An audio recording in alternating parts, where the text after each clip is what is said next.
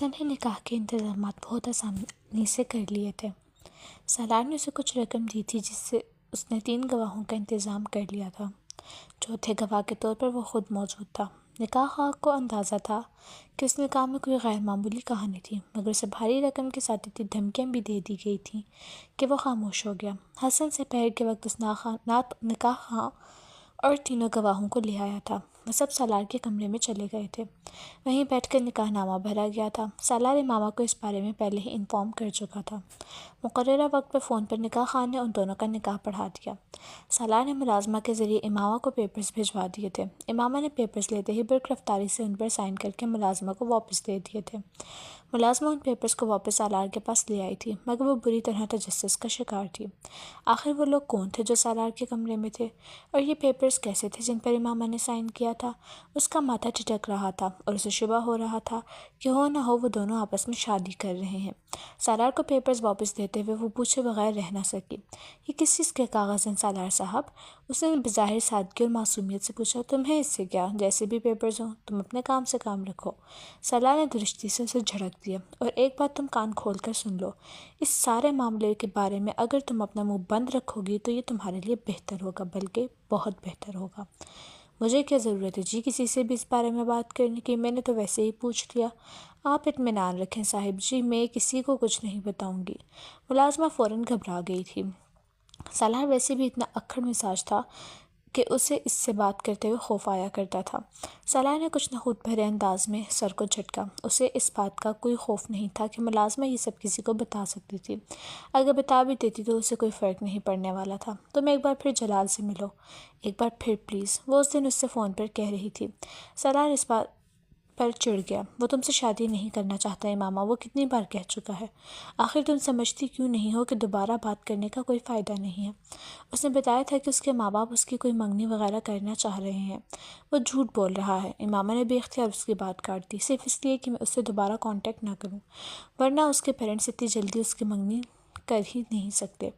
تو جب وہ نہیں چاہتا تم سے شادی کرنا اور کانٹیکٹ کرنا تو تم کیوں خوار ہو رہی ہو اس کے پیچھے؟ کیونکہ میری قسمت میں خواری ہے، اس نے دوسری طرف سے بھرائی ہوئی آواز میں کہا۔ اس کا مطلب؟ وہ الجھا۔ کوئی مطلب نہیں ہے، نہ تم سمجھ سکتے ہو، بس تم اسے جا کر کہو کہ میری مدد کرے۔ وہ حضرت محمد صلی اللہ علیہ وسلم سے اتنی محبت کرتا ہے، اس سے کہو کہ وہ آپ صلی اللہ علیہ وسلم کے لیے ہی مجھ سے شادی کر لے۔ وہ بات کرتے کرتے پھوٹ پھوٹ کر رونے لگی۔ یہ کیا بات ہوئی؟ وہ اس کے آنسوؤں سے متاثر ہوئے بغیر بولا۔ کیا یہ بات کہنے سے وہ تم سے شادی کر لے گا؟ امامہ نے جواب نہیں دیا۔ وہ ہچکیوں سے رو رہی تھی۔ وہ بیزار ہو گیا۔ تم یا تو رو لو یا پھر مجھ سے بات کر لو۔ دوسری طرف سے فون بند کر دیا گیا۔ سالار نے فوراً کال کی، کال ریسیو نہیں کی گئی۔ 15-20 منٹ کے بعد امامہ نے اسے دوبارہ کال کی۔ اگر تم یہ وعدہ کرتی ہو کہ تم روگی نہیں تو مجھ سے بات کرو، ورنہ فون بند کر دو۔ سالار نے اس کی آواز سنتے ہی کہا۔ تم لاہور جا رہے ہو؟ اس کے سوال کا جواب دینے کے بجائے اس نے اس سے پوچھا۔ سالار کو اس کی مستقل مزاجی پر حیرانی ہوئی۔ وہ واقعی ڈھیٹ تھی، وہ اب بھی اپنی ہی بات پر اٹکی ہوئی تھی۔ اچھا، میں چلا جاؤں گا۔ تم نے اپنے گھر والوں کو شادی کے بارے میں بتایا ہے؟ سالار نے موضوع بدلتے ہوئے کہا۔ نہیں، ابھی نہیں بتایا۔ وہ اب خود پر قابو پا چکی تھی۔ کب بتاؤ گی؟ سالار کو جیسے ڈرامے کے اگلے سین کا انتظار تھا۔ پتہ نہیں، وہ کچھ الجھی۔ تم کب لاہور جاؤ گے؟ بس جلدی چلا جاؤں گا، ابھی یہاں مجھے کچھ کام ہے، ورنہ فوراً ہی چلا جاتا۔ اس بار سالار نے جھوٹ بولا تھا، نہ تو اسے کوئی کام تھا اور نہ ہی وہ اس بار لاہور جانے کا ارادہ رکھتا تھا۔ جب تم سیلف کے ذریعے اپنے گھر سے نکل آؤ گی تو اس کے بعد تم کیا کرو گی؟ کہاں جاؤ گی؟ سالار نے ایک بار پھر اسے اس موضوع سے ہٹاتے ہوئے کہا۔ اس صورتحال میں جب جلال بھی تمہاری مدد کرنے پر تیار نہ ہوا تو میں ابھی ایسا کچھ فرض نہیں کر رہی، وہ ضرور میری مدد کرے گا۔ امامہ نے اس کی بات کاٹتے ہوئے پرزور انداز میں کہا۔ سالار نے کندھے اچکائے۔ تم کچھ بھی فرض کرنے کو تیار نہیں ہو، ورنہ میں تم سے ضرور کہتا کہ شاید وہ نہ ہو جو تم چاہتی ہو۔ پھر تم کیا کرو گی؟ تمہیں دوبارہ اپنے پیرنٹس کی مدد کی ضرورت پڑے گی، تو زیادہ بہتر یہی ہے کہ تم ابھی یہاں سے جانے کا نہ سوچو، نہ ہی بیلفور کورٹ کی مدد لو، بعد میں بھی تو تمہیں یہیں آنا پڑے گا۔ میں دوبارہ کبھی یہاں نہیں آؤں گی، کسی صورت میں نہیں۔ یہ جذباتیت ہے، سالار نے تبصرہ کیا۔ تم ان چیزوں کو نہیں سمجھ سکتے۔ امامہ نے ہمیشہ کی طرح اپنا مخصوص جملہ دہرایا۔ سالار کو جذبز ہوا۔ اوکے، کرو جو کرنا چاہتی ہو۔ اس نے لاپرواہی سے کہہ کر فون بند کر دیا۔ کل شام کو ہم لوگ اسد کے ساتھ تمہارا نکاح کر رہے ہیں، تمہاری رخصتی بھی ساتھ ہی کر دیں گے۔ ہاشم ابی نے رات کو اس کے کمرے میں آ کر اکھڑے ہوئے لہجے میں کہا۔ بابا، میں انکار کر دوں گی۔ آپ کے لیے بہتر ہے آپ اس طرح زبردستی میری شادی نہ کریں۔ تم انکار کرو گے تو میں تمہیں اسی وقت شوٹ کر دوں گا، یہ بات تم یاد رکھنا۔ وہ سر اٹھائے انہیں دیکھتی رہی۔ بابا میں شادی کر چکی ہوں۔ ہاشم بن کے چہرے کا رنگ اڑ گیا۔ میں اس لیے اس شادی سے انکار کر رہی تھی۔ تم جھوٹ بول رہی ہو۔ نہیں، میں جھوٹ نہیں بول رہی، میں 6 ماہ پہلے شادی کر چکی ہوں۔ کس کے ساتھ؟ میں یہ آپ کو نہیں بتا سکتی۔ ہاشم بن کو اندازہ نہیں تھا کہ وہ اس اولاد کے ہاتھوں اتنا خوار ہوں گے۔ آگ پر گولا ہو کر وہ امامہ پر لپکے اور انہوں نے یک کے بعد دیگرے اس کے چہرے پر تھپڑ مارنے شروع کر دیے۔ وہ چہرے کے سامنے دونوں ہاتھ کرتے ہوئے خود کو بچانے کی کوشش کرنے لگی، مگر وہ اس میں بری طرح ناکام رہی۔ کمرے میں ہونے والا شور سن کر وسیم سب سے پہلے وہاں آیا تھا اور اس نے ہاشم بن کو پکڑ کر زبردستی امامہ سے دور کیا۔ وہ دیوار کے ساتھ پشت ٹکائے روتی رہی۔ بابا آپ کیا کر رہے ہیں؟ سارا معاملہ آرام سے حل کیا جا سکتا ہے۔ وسیم کے پیچھے گھر کے باقی لوگ بھی اندر چلے آئے تھے۔ اس نے شادی کر لی ہے کسی سے، ہاشم بن نے غم و غصے کے عالم میں کہا۔ بابا جھوٹ بول رہی ہے، شادی کیسے کر سکتی ہے؟ ایک بار بھی گھر سے نہیں نکلی۔ یہ وسیم تھا، 6 ماہ پہلے شادی کر لی ہے اس نے۔ امامہ نے سر نہیں اٹھایا۔ نہیں، میں نہیں مانتا، ایسا نہیں ہو سکتا، یہ ایسا کر ہی نہیں سکتی۔ وسیم اس کے رگ رگ سے واقف تھا۔ امامہ نے دھندلائی آنکھوں کے ساتھ اسے دیکھا اور کہا، ایسا ہو چکا ہے، کیا ثبوت ہے؟ نکاح نامہ ہے تمہارے پاس؟ وسیم نے اکھڑ لہجے میں کہا، یہاں نہیں ہے، لاہور میں ہے، میرے سامان میں۔ بابا میں کل لاہور سے اس کا سامان لے آتا ہوں، دیکھ لیتے ہیں، وسیم نے ہاشم بن سے کہا۔ امامہ بے اختیار پچھتائی۔ سامان سے کیا مل سکتا تھا؟ شادی کر بھی لی ہے تو کوئی بات نہیں، طلاق دلوا کر تمہاری شادی اسد سے کرواؤں گا، اور اس آدمی نے طلاق نہ دی تو پھر اسے قتل کروا دوں گا۔ ہاشم بن نے سرخ چہرے کے ساتھ باہر سے جاتے ہوئے کہا۔ کمرہ آہستہ آہستہ خالی ہو گیا۔ وہ اپنے بیڈ پر بیٹھ گئی۔ اسے پہلی بار احساس ہو رہا تھا کہ جال میں پھنسنے کے بعد کے احساسات کیا ہوتے ہیں۔ یہ ایک اتفاق تھا کہ نکاح نامے کی کاپی سالار نے اس کو نہیں بھجوائی تھی۔ اگر اس کے پاس ہوتی بھی تو تب بھی وہ اسے ہاشم بن کو نہیں دے سکتی تھی۔ نثارات سکندر کا نکاح نامے پر دیکھنے کے بعد ان کے لیے اس تک پہنچنا اور اسے چھٹکارا حاصل کرنا منٹوں کا کام تھا، اور اس کے سامان سے نکاح نامہ نہیں ملے گا تو اس کے اس بیان پر کسی کو یقین نہیں آ سکتا تھا کہ وہ نکاح کر چکی ہے۔ اس نے کمرے کے دروازے کو لاک کر دیا اور موبائل پر سالار کو کال کرنے لگی۔ اس نے اسے ساری صورتحال سے آگاہ کیا۔ تم ایک بار پھر لاہور جاؤ اور جلال کو میرے بارے میں بتاؤ۔ میں اب اس گھر میں نہیں رہ سکتی، مجھے یہاں سے نکلنا ہے، اور اس کے علاوہ میں کہیں نہیں جا سکتی۔ تم میرے لیے ایک وکیل کو ہائر کرو اور اسے کہو کہ وہ میرے پیرنٹس کو میرے شوہر کی طرف سے مجھے حبس بجا میں رکھنے کے خلاف ایک کورٹ نوٹس بھجوائے۔ تمہارے شوہر یعنی میری طرف سے۔ تم وکیل کو اپنا نام مت بتانا، بلکہ یہ بہتر ہے کہ اپنے کسی دوست کے ذریعے وکیل کو ہائر کرو، اور میرے شوہر کا کوئی بھی فرضی نام دے سکتے ہو۔ تمہارا نام وکیل کے ذریعے انہیں پتہ چلے گا تو وہ تم تک پہنچ جائیں گے، اور میں یہ نہیں چاہتی۔ امامہ نے اسے یہ نہیں بتایا کہ اسے کیا خدشہ ہے، اور نہ ہی سالار نے اندازہ لگانے کی کوشش کی۔ اس سے بات کرنے کے بعد امامہ نے فون بند کر دیا۔ اگلے روز 10-11 بجے کے قریب کسی وکیل نے فون کر کے ہاشم بن سے امامہ کے سلسلے میں بات کی، اور انہیں امامہ کو زبردستی اپنے گھر رکھنے کے بارے میں اس کے شوہر کی طرف سے کیے جانے والے کیس کے بارے میں بتایا۔ ہاشم بن کو مزید کسی ثبوت کی ضرورت نہیں رہی۔ وہ غصے میں پھٹکارتے ہوئے اس کے کمرے میں گئے اور اسے بری طرح مارا۔ تم دیکھنا امامہ تم کس طرح برباد ہوگی، ایک ایک شے کے لیے ترسو گی تم۔ جو لڑکیاں تمہاری طرح اپنے ماں باپ کی عزت کو نیلام کرتی ہیں ان کے ساتھ یہی ہوتا ہے۔ تم ہمیں کورٹ تک لے گئی ہو، تم نے وہ سارے احسان فراموش کر دیے جو ہم نے تم پر کیے۔ تمہارے جیسی بیٹیوں کو واقعی پیدا ہوتے ہی دفن کر دینا چاہیے۔ وہ بڑی خاموشی سے پٹتی رہی۔ اپنے باپ کی کیفیات کو سمجھ سکتی تھی، مگر وہ اپنی کیفیات اور اپنے احساسات انہیں نہیں سمجھا سکتی تھی۔ تم نے ہمیں کسی کو منہ دکھانے کے قابل نہیں چھوڑا، کسی کو نہیں، ہمیں زندہ درگور کر دیا ہے تم نے۔ سلمیٰ اس کے پیچھے کمرے میں داخل ہوئی تھی، مگر انہوں نے ہاشم بن کو روکنے کی کوشش نہیں کی۔ وہ خود بھی بری طرح مشتعل تھی۔ وہ جانتی تھی کہ امامہ کا یہ قدم کس طرح ان کے پورے خاندان کو متاثر کرنے والا تھا، اور خاص طور پر ان کے شوہر کو۔ تم نے ہمارے اعتماد کا خون کیا ہے۔ کاش تم میری اولاد نہ ہوتی، کبھی میرے خاندان میں پیدا نہ ہوئی ہوتی۔ پیدا ہو ہی گئی تھی تو تب ہی مر جاتی، یا میں ہی تمہیں مار دیتا۔ امامہ آج ان کی باتوں کی اور پٹائی پر نہیں روئی تھی۔ اس نے مدافعت کی کوئی کوشش نہیں کی تھی۔ وہ صرف خاموشی کے ساتھ پٹتی رہی۔ پھر ہاشم بن احمد جیسے تھک گئے اور اسے مارتے مارتے رک گئے۔ ان کا سانس پھول گیا۔ وہ بالکل خاموشی سے ان کے سامنے دیوار کے ساتھ لگی کھڑی تھی۔ تمہارے پاس ابھی بھی وقت ہے، سب کچھ چھوڑ دو، اس لڑکے سے طلاق لے لو اور اسد سے شادی کر لو۔ ہم ان سب کو معاف کر دیں گے، بھلا دیں گے۔ اس بار سلمیٰ نے تیز لہجے میں اس سے کہا۔ نہیں، واپس آنے کے لیے اسلام کو قبول نہیں کیا، مجھے واپس نہیں آنا، امامہ نے مدھم مگر مستحکم انداز میں کہا۔ آپ مجھے اس گھر سے چلے جانے دیں، مجھے آزاد کر دیں۔ اس گھر سے نکل جاؤ گی تو دنیا تمہیں بہت ٹھوکریں مارے گی۔ تمہیں اندازہ نہیں کہ باہر کی دنیا میں کیسے مگرمچھ تمہیں ہڑپ کرنے کے لیے بیٹھے ہیں۔ جس لڑکے سے شادی کر کے تم نے ہمیں ذلیل کیا ہے وہ تمہیں بہت خوار کرے گا۔ ہماری خاندان کو دیکھ کر اس نے تمہارے ساتھ اس طرح چوری چھپے رشتہ جوڑا ہے۔ جب ہم تمہیں اپنے خاندان سے نکال دیں گے اور تم پائی پائی کے محتاج ہو جاؤ گے تو وہ بھی تمہیں چھوڑ کر بھاگ جائے گا۔ تمہیں کہیں پناہ نہیں ملے گی، کوئی ٹھکانہ نہیں ملے گا۔ سلمیٰ اب اسے ڈرا رہی تھی۔ ابھی بھی وقت ہے ماما، تمہارے پاس ابھی بھی وقت ہے۔ نہیں امی، میرے پاس کوئی وقت نہیں ہے، میں سب کچھ طے کر چکی ہوں، میں اپنا فیصلہ آپ کو بتا چکی ہوں، مجھے یہ سب قبول نہیں۔ آپ مجھے جانے دیں۔ اپنے خاندان سے الگ کرنا چاہتے ہیں کر دیں، جائیداد سے محروم کرنا چاہتے ہیں کر دیں، میں کوئی اعتراض نہیں کروں گی، مگر میں کروں گی وہی جو میں آپ کو بتا رہی ہوں۔ میں اپنی زندگی کے راستے کا انتخاب کر چکی ہوں، آپ یا کوئی بھی اسے بدل نہیں سکتا۔ ایسی بات ہے تو تم اس گھر سے نکل کر دکھاؤ، میں تمہیں جان سے مار دوں گا لیکن اس گھر سے تمہیں جانے نہیں دوں گا، اور اس وکیل کو تمہیں اچھی طرح دیکھ لوں گا۔ تم اگر یہ خوش فہمی ہے کہ کوئی کورٹ یا عدالت تمہیں میری تحویل سے نکال سکتی ہے تو یہ تمہاری بھول ہے۔ میں تمہیں کبھی بھی کہیں نہیں جانے دوں گا، میں بیلف کے آنے سے پہلے اس گھر سے کہیں اور منتقل کر دوں گا، پھر میں دیکھوں گا کہ تم کس طرح اپنے فیصلے کو تبدیل نہیں کرتی، اور مجھے اگر وہ لڑکا نہ ملا جس سے تم نے شادی کی ہے تو پھر میں اس بات کی پرواہ کیے بغیر کہ تمہارا نکاح ہو چکا ہے اسد سے تمہاری شادی کر دوں گا۔ میں اس شادی کو سرے سے ماننے سے انکار کرتا ہوں۔ تمہاری شادی صرف وہ ہوگی جو میری مرضی سے ہوگی، اس کے علاوہ نہیں۔ وہ مشتعل انداز میں کہتے ہوئے سلمیٰ کے ساتھ باہر نکل گئے۔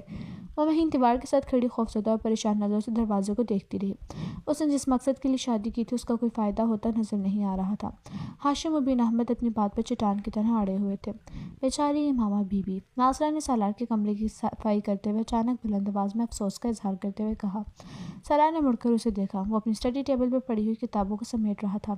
ناصرہ اسے متوجہ کر کے تیزی سے بولی، بڑی مار پڑی ہے جی کل رات کو۔ کس کو مار پڑی ہے؟ سالار نے کتابیں ایک طرف رکھتے ہوئے کہا، امامہ بی بی کو جی، اور کسے؟ وہ کتابیں ایک طرف کرتے کرتے رک گیا اور ناصرہ کو دیکھا جو کمرے میں موجود ایک شیلف کی جھاڑ پونچھ کر رہی تھی۔ ہاشم مبی نے کل بہت مارا ہے اسے۔ سالار بے حد محظوظ ہوا۔ واقعی؟ ہاں جی، بہت زیادہ پٹائی کی ہے، میری بیٹی بتا رہی تھی، ناصرہ نے کہا۔ ویری نائس، سالار نے بے اختیار تبصرہ کیا۔ جی آپ کیا کہہ رہے ہیں؟ ناصرہ نے اس سے پوچھا۔ اس کے ہونٹوں پر موجود مسکراہٹ ناصرہ کو بڑی عجب لگی۔ اسے توقع نہیں تھی کہ وہ اس خبر پر مسکرائے گا۔ اس کے ذاتی قیافوں اور اندازوں کے مطابق ان دونوں کے درمیان جیسے تعلقات تھے اس پر سالار کو بہت زیادہ افسردہ ہونا چاہیے تھا، مگر یہاں صورتحال بالکل برعکس تھی۔ بیچاری امامہ بی بی کو پتہ چل جائے کہ سالار صاحب اس خبر پر مسکرا رہے تھے تو وہ تو صدمے سے ہی مر جائیں۔ ناصرہ نے دل میں سوچا، کس بات پر مار رہا ہے جی؟ سنا ہے وہ اسد صاحب سے شادی پر تیار نہیں ہے، کسی اور لڑکے سے شادی کرنا چاہتی ہے۔ ناصرہ نے لڑکے پر زور دیتے ہوئے معنی خیز انداز میں سالار کو دیکھا۔ بس اس بات پر؟ سالار نے لاپرواہی سے کہا، یہ کوئی چھوٹی بات تھوڑی ہے جی، ان کے پورے گھر میں طوفان مچا ہوا ہے، شادی کی تاریخ طے ہو چکی ہے، کارڈ آ چکے ہیں، اور اب امامہ بی بی بضد ہیں کہ وہ اسد صاحب سے شادی نہیں کریں گے۔ بس اسی بات پر ہاشم صاحب نے ان کی پٹائی کی۔ یہ تو کوئی بڑی بات نہیں ہے کہ اس پر کسی کو مارا جائے، وہ اپنی کتابوں میں مصروف تھا۔ یہ تو آپ کہہ رہے ہیں نا، آپ لوگوں کے لیے تو یہ بہت بڑی بات ہے، ان لوگوں کے لیے تو یہ بہت بڑی بات ہے۔ ناصرہ نے اسی طرح صفائی کرتے ہوئے تبصرہ کیا، میں تو بڑی دکھی ہوں، امامہ بی بی کے لیے بڑی اچھی ہیں، ادب لحاظ والی، اور اب دیکھیں کیا قیامت ٹوٹ پڑی ہے ان پر۔ ہاشم صاحب نے گھر سے نکلنے پر پابندی لگا دی۔ میری بیٹی روز ان کا کمرہ صاف کرتی ہے اور وہ بتاتی ہے کہ ان کا تو چہرہ ہی اتر کر رہ گیا ہے۔ ناصرہ اسی طرح بول رہی تھی، شاید وہ شعوری طور پر یہ کوشش کر رہی تھی کہ سالار اپنا اور امامہ کا حمایتی اور طرفدار سمجھتے ہوئے کوئی راز کہہ دے، مگر سالار احمق نہیں تھا، وہ اسے ناصرہ کی اس نام نہاد ہمدردی سے کوئی دلچسپی تھی بھی نہیں۔ اگر امامہ کی پٹائی ہو رہی تھی اور اسے کچھ تکلیفوں کا سامنا کرنا پڑ رہا تھا تو اس سے اس کا کیا تعلق تھا؟ مگر اسے اس صورتحال پر ہنسی ضرور آ رہی تھی کہ اس دور میں بھی کوئی اس عمر کی اولاد پر ہاتھ اٹھا سکتا ہے، اور بھی ہاشم بن احمد جیسے امیر طبقے کا آدمی۔ حیرانی کی بات ہے، سوچ کے ایک ہی روح میں بہت سے متضاد خیالات آ رہے تھے۔ ناصرہ کچھ دیر اس طرح بولتی اپنا کام کرتی رہی، مگر پھر جب اس نے دیکھا کہ سالار اس کی گفتگو میں کوئی دلچسپی نہیں لے رہا اور اپنے کام میں مصروف ہو چکا ہے تو وہ قدرے مایوس ہو کر خاموش ہو گئی۔ یہ پہلے محبت کرنے والے تھے جن کا رویہ بے حد عجیب تھا، کوئی اضطراب، بے چینی اور پریشانی تو ان دونوں کے درمیان نظر ہی نہیں آ رہی تھی، ایک دوسرے کی تکلیف کا سن کر بھی۔ شاید امامہ بی بی بھی ان کے بارے میں اس طرح کی کوئی بات سن کر اسی طرح مسکرائیں، کون جانتا ہے۔ ناصرہ نے شیلف پر پڑی ایک تصویر اٹھا کر صاف کی۔ گھر چھوڑ دینے کا فیصلہ اس کی زندگی کے سب سے مشکل اور تکلیف دہ فیصلوں میں سے ایک تھا، مگر اس کے علاوہ اس کے پاس اب دوسرا کوئی راستہ نہیں تھا۔ ہاشم بن احمد اسے کہاں لے جاتے اور پھر کس طرح اسے طلاق دلوا کر اس کی شادی اسد سے کرتے وہ نہیں جانتی تھی۔ واحد چیز جو جانتی تھی وہ یہ حقیقت تھی کہ ایک بار وہ اسے کہیں اور لے گئے تو پھر اس کے پاس رہائی اور فرار کا کوئی راستہ نہیں بچے گا۔ وہ یہ بات اچھی طرح جانتی تھی کہ وہ اسے جان سے کبھی نہیں ماریں گے، مگر زندہ رہ کر اس طرح کی زندگی گزارنا زیادہ مشکل ہو جاتا جیسی زندگی کی وہ اس وقت توقع اور تصور کر رہی تھی۔ ہاشم بن احمد کے چلے جانے کے بعد وہ بہت دیر تک بیٹھ کر روتی رہی اور پھر اس نے پہلی بار اپنے حالات پر غور کرنا شروع کیا۔ اسے گھر سے صبح ہونے سے پہلے نکلنا تھا اور نکل کر کسی محفوظ جگہ پر جا پہنچنا تھا۔ محفوظ جگہ؟ اس کے ذہن میں ایک بار پھر جلال انصر کا خیال آیا۔ اس وقت سے وہی شخص تھا جو اسے صحیح معنوں میں تحفظ دے سکتا تھا۔ ہو سکتا ہے مجھے اپنے سامنے دیکھ کر اس کا فیصلہ اور رویہ بدل جائے، وہ اپنے فیصلے پر غور کرنے پر مجبور ہو جائے۔ ہو سکتا ہے وہ مجھے سہارا اور تحفظ دینے پر تیار ہو جائے، اس کے والدین کو مجھ پر ترس آ جائے۔ ایک موہوم سی امید اس کے دل میں ابھر رہی تھی۔ وہ مدد نہیں بھی کرتے تب بھی کم از کم میں آزاد تو ہوں گی، اپنی زندگی کو اپنی مرضی سے گزار تو سکوں گی، مگر سوال یہ پیدا ہوتا ہے کہ میں یہاں سے کیسے نکلوں گی اور جاؤں گی کہاں؟ وہ بہت دیر تک پریشانی کے عالم میں بیٹھی رہی۔ اسے ایک بار پھر سالار کا خیال آیا، اگر میں کسی طرح اس کے گھر پہنچ جاؤں تو وہ میری مدد کر سکتا ہے۔ اس نے سالار کے موبائل پر اس کا نمبر ملایا۔ موبائل آف تھا، کئی بار کال ملائی لیکن اسے رابطہ نہ ہو سکا۔ امامہ نے موبائل بند کر دیا۔ اس نے ایک بیگ میں اپنے چند جوڑے کپڑے اور دوسری چیزیں رکھ لیں۔ اس کے پاس کچھ زیورات اور رقم بھی تھی، اس نے انہیں بھی اپنے بیگ میں رکھ لیا۔ پھر جتنی بھی قیمتی چیزیں اس کے پاس تھیں جنہیں وہ آسانی سے لے جا سکتی تھی اور بعد میں بیچ کر پیسے حاصل کر سکتی تھی، وہ انہیں اپنے بیگ میں رکھتی گئی۔ بیگ بند کرنے کے بعد اس نے اپنے کپڑے تبدیل کیے اور پھر 2 نفل ادا کیے۔ اس کا دل بے حد بوجھل ہو رہا تھا، بے سکونی اور اضطراب نے اس کے پورے وجود کو اپنی گرفت میں لیا ہوا تھا۔ آنسو بہا کر بھی اس کے دل کا بوجھ کم نہیں ہوا تھا۔ نوافل ادا کرنے کے بعد جتنی آیات صورتوں سے زبانی یاد تھی اس نے وہ ساری پڑھ لی۔ بیگ لے کر اپنے کمرے کی لائٹ بند کر کے وہ خاموشی سے باہر نکل گئی۔ لاؤنج کی ایک لائٹ کے علاوہ ساری لائٹیں آف تھیں، وہاں زیادہ روشنی نہیں تھی۔ وہ محتاط انداز میں چلتے ہوئے سیڑھیاں اتر کر نیچے آ گئی اور پھر کچن کی طرف چلی گئی۔ کچھ تاریکی میں ڈوبا ہوا تھا۔ وہ محتاط انداز میں چیزوں کو ٹٹولتے ہوئے کچن کے اس دروازے کی طرف بڑھ گئی جو باہر لان میں کھلتا تھا۔ اوپری لان کے اس حصے میں کچھ سبزیاں لگائی گئی تھیں اور اس گھر میں کچن کا وہ دروازہ واحد دروازہ تھا جسے لاک نہیں کیا جاتا تھا، صرف چٹکی لگا دی جاتی تھی۔ دروازہ اس رات بھی لاک نہیں تھا۔ وہ آہستگی سے دروازہ کھول کر باہر نکل آئی۔ کچھ فاصلے پر سرونٹ کوارٹرز تھے۔ وہ بے حد محتاط انداز میں چلتے ہوئے لان عبور کر کے اپنے اور سالار کے گھر کی درمیانی دیوار تک پہنچ گئی۔ دیوار بہت زیادہ بلند نہیں تھی۔ اس نے آہستگی سے بیگ دوسری طرف پھینک دیا اور پھر کچھ جدوجہد کے بعد خود بھی دیوار پھلانگنے میں کامیاب ہو گئی۔ گہری نیند کے عالم میں سالار نے کھٹکے کی آواز سنی تھی، پھر وہ آواز دستک کی آواز میں تبدیل ہو گئی تھی۔ رک رک کر مگر مسلسل کی جانے والی دستک کی آواز۔ وہ اونھے منہ پیٹ کے بل سو رہا تھا۔ دستک کی اس آواز نے اس کی نیند توڑ دی۔ وہ اٹھ کر بیٹھ گیا اور بیڈ پر بیٹھے بیٹھے اس نے تاریکی میں اپنے چاروں طرف دیکھنے کی کوشش کی۔ خوف کی ایک لہر اس کے اندر سرایت کر گئی۔ وہ آواز کھڑکیوں کی طرف سے آ رہی تھی، یوں جیسے کوئی ان کھڑکیوں کو بجا رہا تھا، مگر بہت آہستہ آہستہ، یا پھر شاید کوئی ان کھڑکیوں کو ٹٹولتے ہوئے کھولنے کی کوشش کر رہا تھا۔ سالار کے ذہن میں پہلا خیال کسی چور کا آیا۔ وہ سلائڈنگ ونڈوز تھیں اور بدقسمتی سے وہاں کوئی گرل نہیں تھی۔ اس کی ضرورت اس لیے محسوس نہیں کی گئی تھی کیونکہ وہ امپورٹڈ گلاس کی بنی ہوئی تھی جنہیں آسانی سے توڑا یا کاٹا نہیں جا سکتا تھا اور انہیں صرف اندر سے کھولا جا سکتا تھا۔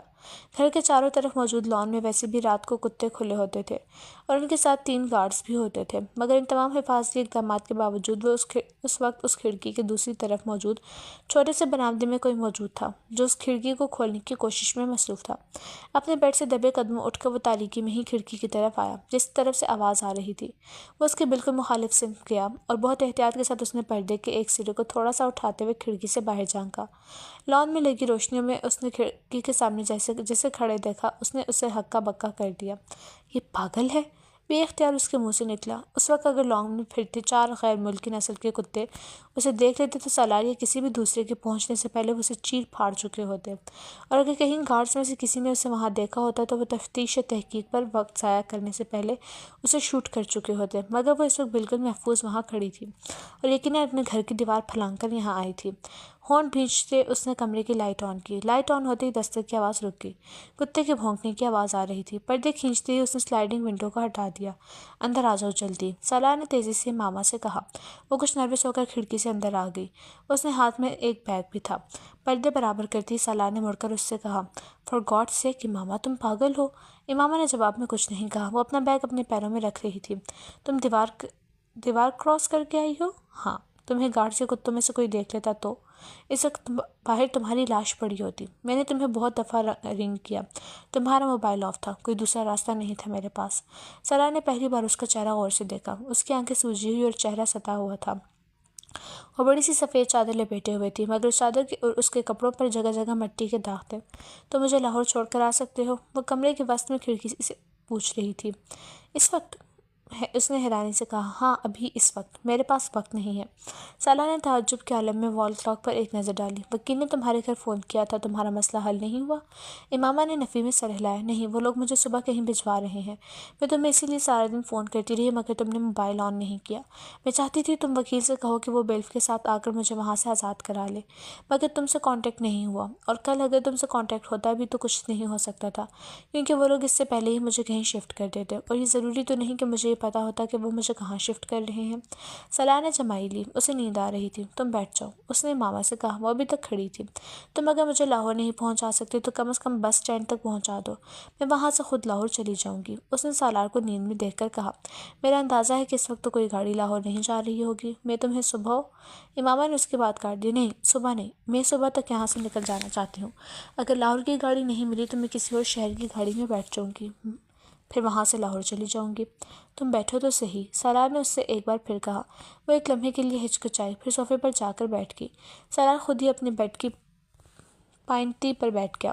لاہور تم کہاں جاؤ گی؟ اس نے پوچھا۔ جلال کے پاس، مگر وہ تم سے شادی سے انکار کر چکا ہے۔ میں پھر بھی اس کے پاس جاؤں گی، اسے مجھ سے محبت ہے، وہ مجھ کو اس طرح بے یار و مددگار نہیں چھوڑ سکتا۔ میں اس سے اور اس کے گھر والوں سے ریکویسٹ کروں گی، میں جانتی ہوں وہ میری بات مان لیں گے، وہ میری صورتحال کو سمجھ لیں گے، مگر تم تو مجھ سے شادی کر چکی ہو۔ امامہ چونک کر سالار کا چہرہ دیکھنے لگی۔ پیپر میرج ہے وہ، میں نے تمہیں بتایا تھا کہ میں مجبوراً نکاح کر رہی ہوں، شادی تو نہیں ہے یہ۔ وہ اسے پلکیں جھپکائے بغیر گہری نظروں سے دیکھتا رہا۔ تم جانتی ہو میں آج لاہور گیا تھا جلال کے پاس۔ امامہ کے چہرے پر ایک رنگ آ کر گزر گیا۔ تم نے اسے میری پریشانی اور صورتحال کے بارے میں بتایا؟ نہیں، سالار نے نفی میں سر ہلائے۔ کیوں؟ جلال نے شادی کر لی ہے، سالار نے لاپرواہی سے کندھے جھٹکتے ہوئے کہا۔ وہ سانس لینا بھول گئی، پلکیں جھپکائے بغیر وہ کسی بت کی طرح اسے دیکھنے لگی۔ 3 دن ہو گئے ہیں اس کی شادی کو، کل پرسوں تک وہ سیر و تفریح کے لیے ناردرن ایریاز کی طرف جا رہا ہے۔ اس نے میری کوئی بات سننے سے پہلے ہی مجھے یہ سب کچھ بتانا شروع کر دیا تھا۔ شاید وہ جانتا تھا کہ میں اب تمہارے بارے میں بات نہ کروں۔ اس کی بیوی بھی ڈاکٹر ہے۔ سالار بات کرتے کرتے رک گیا۔ میرا خیال ہے کہ اس کے گھر والوں نے تمہارے مسئلے کی وجہ سے ہی اس کی اس طرح اچانک شادی کی ہے۔ وہ ایک کے بعد دیگرے جھوٹ پر جھوٹ بولتا جا رہا تھا۔ مجھے یقین نہیں آ رہا، جیسے کہ حالات سے آواز آئی تھی۔ ہاں، مجھے بھی یقین نہیں آیا تھا، مجھے توقع تھی کہ تمہیں بھی یقین نہیں آئے گا، مگر یہ سچ ہے۔ تم فون کر کے اس سے بات کر سکتی ہو اس بارے میں، سالار نے کندھے جھٹکتے ہوئے لاپرواہی سے کہا۔ امامہ کو لگا وہ پہلی بار صحیح معنوں میں گھپ اندھیرے میں آ کھڑی ہوئی ہے۔ روشنی کی وہ کرن جس کے تعاقب میں وہ اتنا عرصہ چلتی آئی ہے، ایک دم گل ہو گئی ہے۔ راستہ تو ایک طرف، وہ اپنے وجود کو بھی نہیں دیکھ پا رہی تھی۔ اب تم خود سوچ لو کہ لاہور جا کر تم کیا کرو گی۔ وہ تب تم سے شادی کر سکتا ہے، نہ اس کے پاس گھر والے تمہیں پناہ دیں گے۔ بہتر تم واپس چلی جاؤ، ابھی تمہارے گھر والوں کو پتہ نہیں چلا ہوگا۔ امامہ نے کہیں بہت دور سے سالار کی آواز آتی سنی۔ وہ کچھ نہ سمجھنے والے انداز میں اس کا چہرہ دیکھتی رہی۔ مجھے لاہور چھوڑو، وہ بڑبڑائی۔ جلال کے پاس جاؤ گی؟ نہیں، اس کے پاس نہیں جاؤں گی، مگر میں اپنے گھر نہیں رہ سکتی۔ وہ ایک دم صوفے سے اٹھ کر کھڑی ہو گئی۔ سالار نے ایک سانس لے کر الجھن بھری نظروں سے اسے دیکھا۔ یا پھر مجھے گیٹ تک چھوڑا، میں خود چلی جاتی ہوں۔ تم چوکیدار سے کہو وہ مجھے باہر جانے دے۔ اس نے بیگ اٹھا لیا۔ تمہیں اندازہ ہے کہ یہاں سے بس اسٹینڈ کتنی دور ہے؟ اتنی دھند اور سردی میں تم پیدل وہاں تک جا سکو گی؟ جب اور کچھ نہیں رہا میرے پاس تو دھند اور سردی سے مجھے کیا ہوگا؟ سالار نے اسے گیلی آنکھوں کے ساتھ مسکراتے ہوئے دیکھا تھا۔ وہ اپنے ہاتھ کی پشت سے اپنی آنکھوں کو رگڑ رہی تھی۔ سالار اس کے ساتھ کہیں جانے کا کوئی ارادہ نہیں رکھتا تھا۔ لاہور تو بہت دور کی بات ہے۔ اسے ابھی بھی نیند آ رہی تھی اور وہ سامنے کھڑی لڑکی کو ناپسند کرتا تھا۔ ٹھہرو، میں چلتا ہوں تمہارے ساتھ۔ وہ نہیں جانتا اس کی زبان سے یہ جملہ کیوں اور کیسے نکلا۔ امامہ نے اسے ڈریسنگ روم کی طرف جاتے دیکھا۔ وہ کچھ دیر بعد نکلا تو شب خوابی کے لباس کے بجائے ایک جینز اور سویٹر میں ملبوس تھا۔ اپنے بیڈ کی سائڈ ٹیبل سے اس نے کی چین اور گھڑی کے ساتھ ساتھ اپنا والیٹ بھی اٹھایا۔ امامہ کے قریب آ کر اس نے بیگ لینے کے لیے ہاتھ اٹھایا۔ نہیں، میں خود اٹھا لوں گی۔ اٹھا لیتا ہوں۔ اس نے بیگ لے کر کندھے پر ڈال دیا۔ وہ دونوں آگے پیچھے چلتے ہوئے پورچ میں آ گئے۔ سالار نے اس کے لیے فرنٹ سیٹ کا دروازہ کھول دیا اور بیگ کو پچھلی سیٹ پر رکھ دیا۔ گاڑی گیٹ کی طرف آتے دیکھ کر چوکیدار نے خود ہی گیٹ کھول دیا تھا، مگر اس کے قریب سے گزرتے ہوئے سالار نے اس کی آنکھوں میں اس حیرت کو دیکھ لیا تھا جو اس کی نظر میں رات کے اس وقت فرنٹ سیٹ پر بیٹھی ماما کو دیکھ کر آئی تھی۔ یقیناً وہ حیران ہوا ہوگا کہ وہ لڑکی اس وقت اس گھر میں کہاں سے آئی تھی۔ تم مجھے بس اسٹینڈ پر چھوڑو گے؟ مین روڈ پر آتے ہی ماما نے اس سے پوچھا۔ سالار نے ایک نظر گردن موڑ کر اسے دیکھا۔ نہیں، میں تمہیں لاہور لے جا رہا ہوں۔ اس کی نظریں سڑک پر مرکوز تھی۔ گاڑی اس بڑی سڑک پر دوڑ رہی تھی جو تقریباً سنسان تھی، ٹریفک نہ ہونے کے برابر تھا۔ اسٹیئرنگ پر دایاں ہاتھ رکھے اس نے بائیں ہاتھ کو منہ کے سامنے رکھ کر جمائی روکی اور نیند کے غلبے کو بھگانے کی کوشش کی۔ اس کے برابر کی سیٹ پر بیٹھی ہوئی ماما بے آواز رو رہی تھی اور سالار اس بات سے باخبر تھا۔ وہ وقتاً فوقتاً اپنے ہاتھ میں پکڑے رومال سے اپنی آنکھیں پونچھتی اور ناک رگڑ لیتی اور پھر سامنے ونڈ اسکرین سے باہر سڑک پر نظریں جما کر رونا شروع کر دیتی۔ سالار وقفے وقفے سے اس پر اچٹتی نظر ڈال دیتا۔ اس نے ماما کو کوئی تسلی دینے یا چپ کروانے کی کوشش نہیں کی تھی۔ اس کا خیال تھا کہ وہ خود ہی کچھ دیر آنسو بہا کر خاموش ہو جائے گی، مگر جب آدھا گھنٹہ گزر جانے کے بعد بھی وہ اسی رفتار سے روتی رہی تو وہ کچھ اکتانے لگا۔ اگر تمہیں گھر سے اس طرح بھاگنے پر اتنا پچھتاوا ہونا تھا تو پھر تمہیں گھر سے بھاگنا ہی نہیں چاہیے تھا، سالار نے خاموشی کو توڑتے ہوئے کہا۔ امامہ نے اس کی بات کا کوئی جواب نہیں دیا۔ ابھی بھی کچھ نہیں بگڑا، ابھی بھی تو شاید تمہارے گھر میں کسی کو تمہاری غیر موجودگی کا پتہ بھی نہیں چلا ہوگا۔ اس نے کچھ دیر اس کے جواب کے انتظار کے بعد اسے مشورہ دیا۔ مجھے کوئی پچھتاوا نہیں ہے۔ اس بار اس نے چند لمحے خاموش رہنے کے بعد قدرے بھرائی مگر مستحکم آواز میں کہا۔ تو پھر تم رو کیوں رہی ہو؟ سالار نے فوراً پوچھا۔ تمہیں بتانے کا کوئی فائدہ نہیں ہے، وہ ایک بار پھر آنکھیں پونچھتے ہوئے بولی۔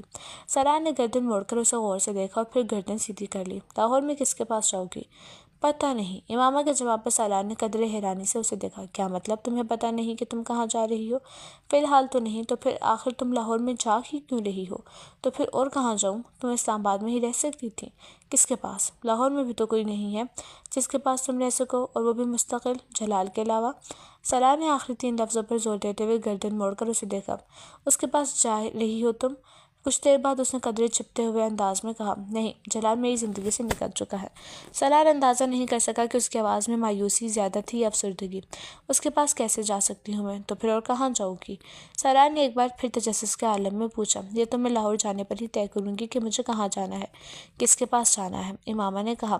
سالار نے کچھ بے یقینی کے عالم میں اسے دیکھا۔ کیا واقعی وہ نہیں جانتی تھی کہ اسے کہاں جانا تھا، یا پھر وہ اسے بتانا نہیں چاہتی تھی؟ گاڑی میں ایک بار پھر خاموشی چھا گئی۔ تمہارا فیونسی کیا نام ہے اس کا؟ ہاں، اسرت، کافی اچھا ہینڈسم آدمی ہے۔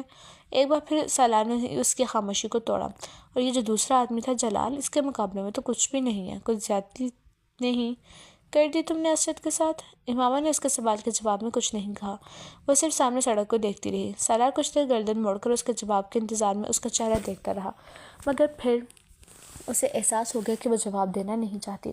میں تمہیں سمجھ نہیں پایا۔ تم جو کچھ کرتی رہی ہو اس سے بھی نہیں، تمہاری حرکتیں بھی بہت عجیب ہیں، اور تم اپنی حرکتوں سے زیادہ عجیب ہو۔ سالار نے کچھ دیر خاموش رہنے کے بعد کہا۔ اس بار امامہ نے گردن موڑ کر اسے دیکھا۔ کیا تمہاری حرکتوں سے زیادہ عجیب ہیں میری حرکتیں؟ اور کیا میں تم سے زیادہ عجیب ہوں؟ بڑے دھیمے مگر مستحکم لہجے میں پوچھے گئے اس سوال نے چند لمحوں کے لیے سالار کو لاجواب کر دیا۔ میری کون سی حرکتیں عجیب ہیں، اور میں کس طرح کی عجیب ہوں؟ چند لمحے خاموش رہنے کے بعد سالار نے کہا۔ تم جانتے ہو تمہاری کون سی حرکتیں عجیب ہیں؟ امامہ نے واپس ونڈ اسکرین کی طرف دیکھ گردن موڑتے ہوئے کہا۔ یقیناً میری خودکشی کی ہی بات کر رہی ہو، سالار نے خود ہی اپنے سوال کا جواب دیتے ہوئے کہا۔ حالانکہ میں خودکشی نہیں کرنا چاہتا، نہ ہی میں خودکشی کی کوشش کر رہا ہوں، میں تو صرف ایک تجربہ کرنا چاہتا تھا۔ کیسا تجربہ؟ میں ہمیشہ لوگوں سے ایک سوال پوچھتا ہوں، مگر کوئی بھی مجھے اس کا تسلی بخش جواب نہیں دے سکا، اس لیے میں اس سوال کا جواب خود ڈھونڈنے کی کوشش کر رہا ہوں۔ وہ بولتا رہا۔ کیا پوچھتے ہو تم لوگوں سے؟ بہت آسان سا سوال ہے، مگر ہر ایک کو مشکل لگتا ہے۔ What is next to ecstasy? اس نے گردن موڑ کر امامہ سے پوچھا۔ وہ کچھ دیر اسے دیکھتی رہی، پھر اس نے مدھم آواز میں کہا۔ Pain. And what is next to pain? Salar نے بلا توقف ایک اور سوال کیا۔ Nothingness. What is next to nothingness? Salar نے اسی انداز میں ایک اور سوال کیا۔ ہیل، امامہ نے کہا۔ And what is next to hell? اس بار امامہ خاموشی سے اس کا چہرہ دیکھتی رہی۔ What is next to hell? Salar نے پھر اپنا سوال دہرایا۔ تمہیں خوف نہیں آتا؟ سالار نے امامہ کو قدرے عجیب انداز میں پوچھتے سنا۔ کس چیز سے؟ سالار نے کہا، حیران ہوا۔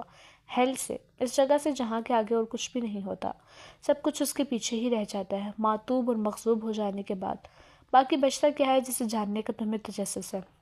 امامہ نے قدر افسوس سے کہا، میں تمہاری بات سمجھ نہیں سکا، سب کچھ میرے سر کے اوپر سے گزرا ہے۔ سالار نے جیسے اعلان کرنے والے انداز میں کہا، فکر مت کرو، آ جائے گی، ایک وقت آئے گا جب تمہیں ہر چیز کی سمجھ آ جائے گی، پھر تم ہنسی ختم ہو جائے گی، تب تمہیں خوف آنے لگے گا، موت سے بھی اور دوزخ سے بھی۔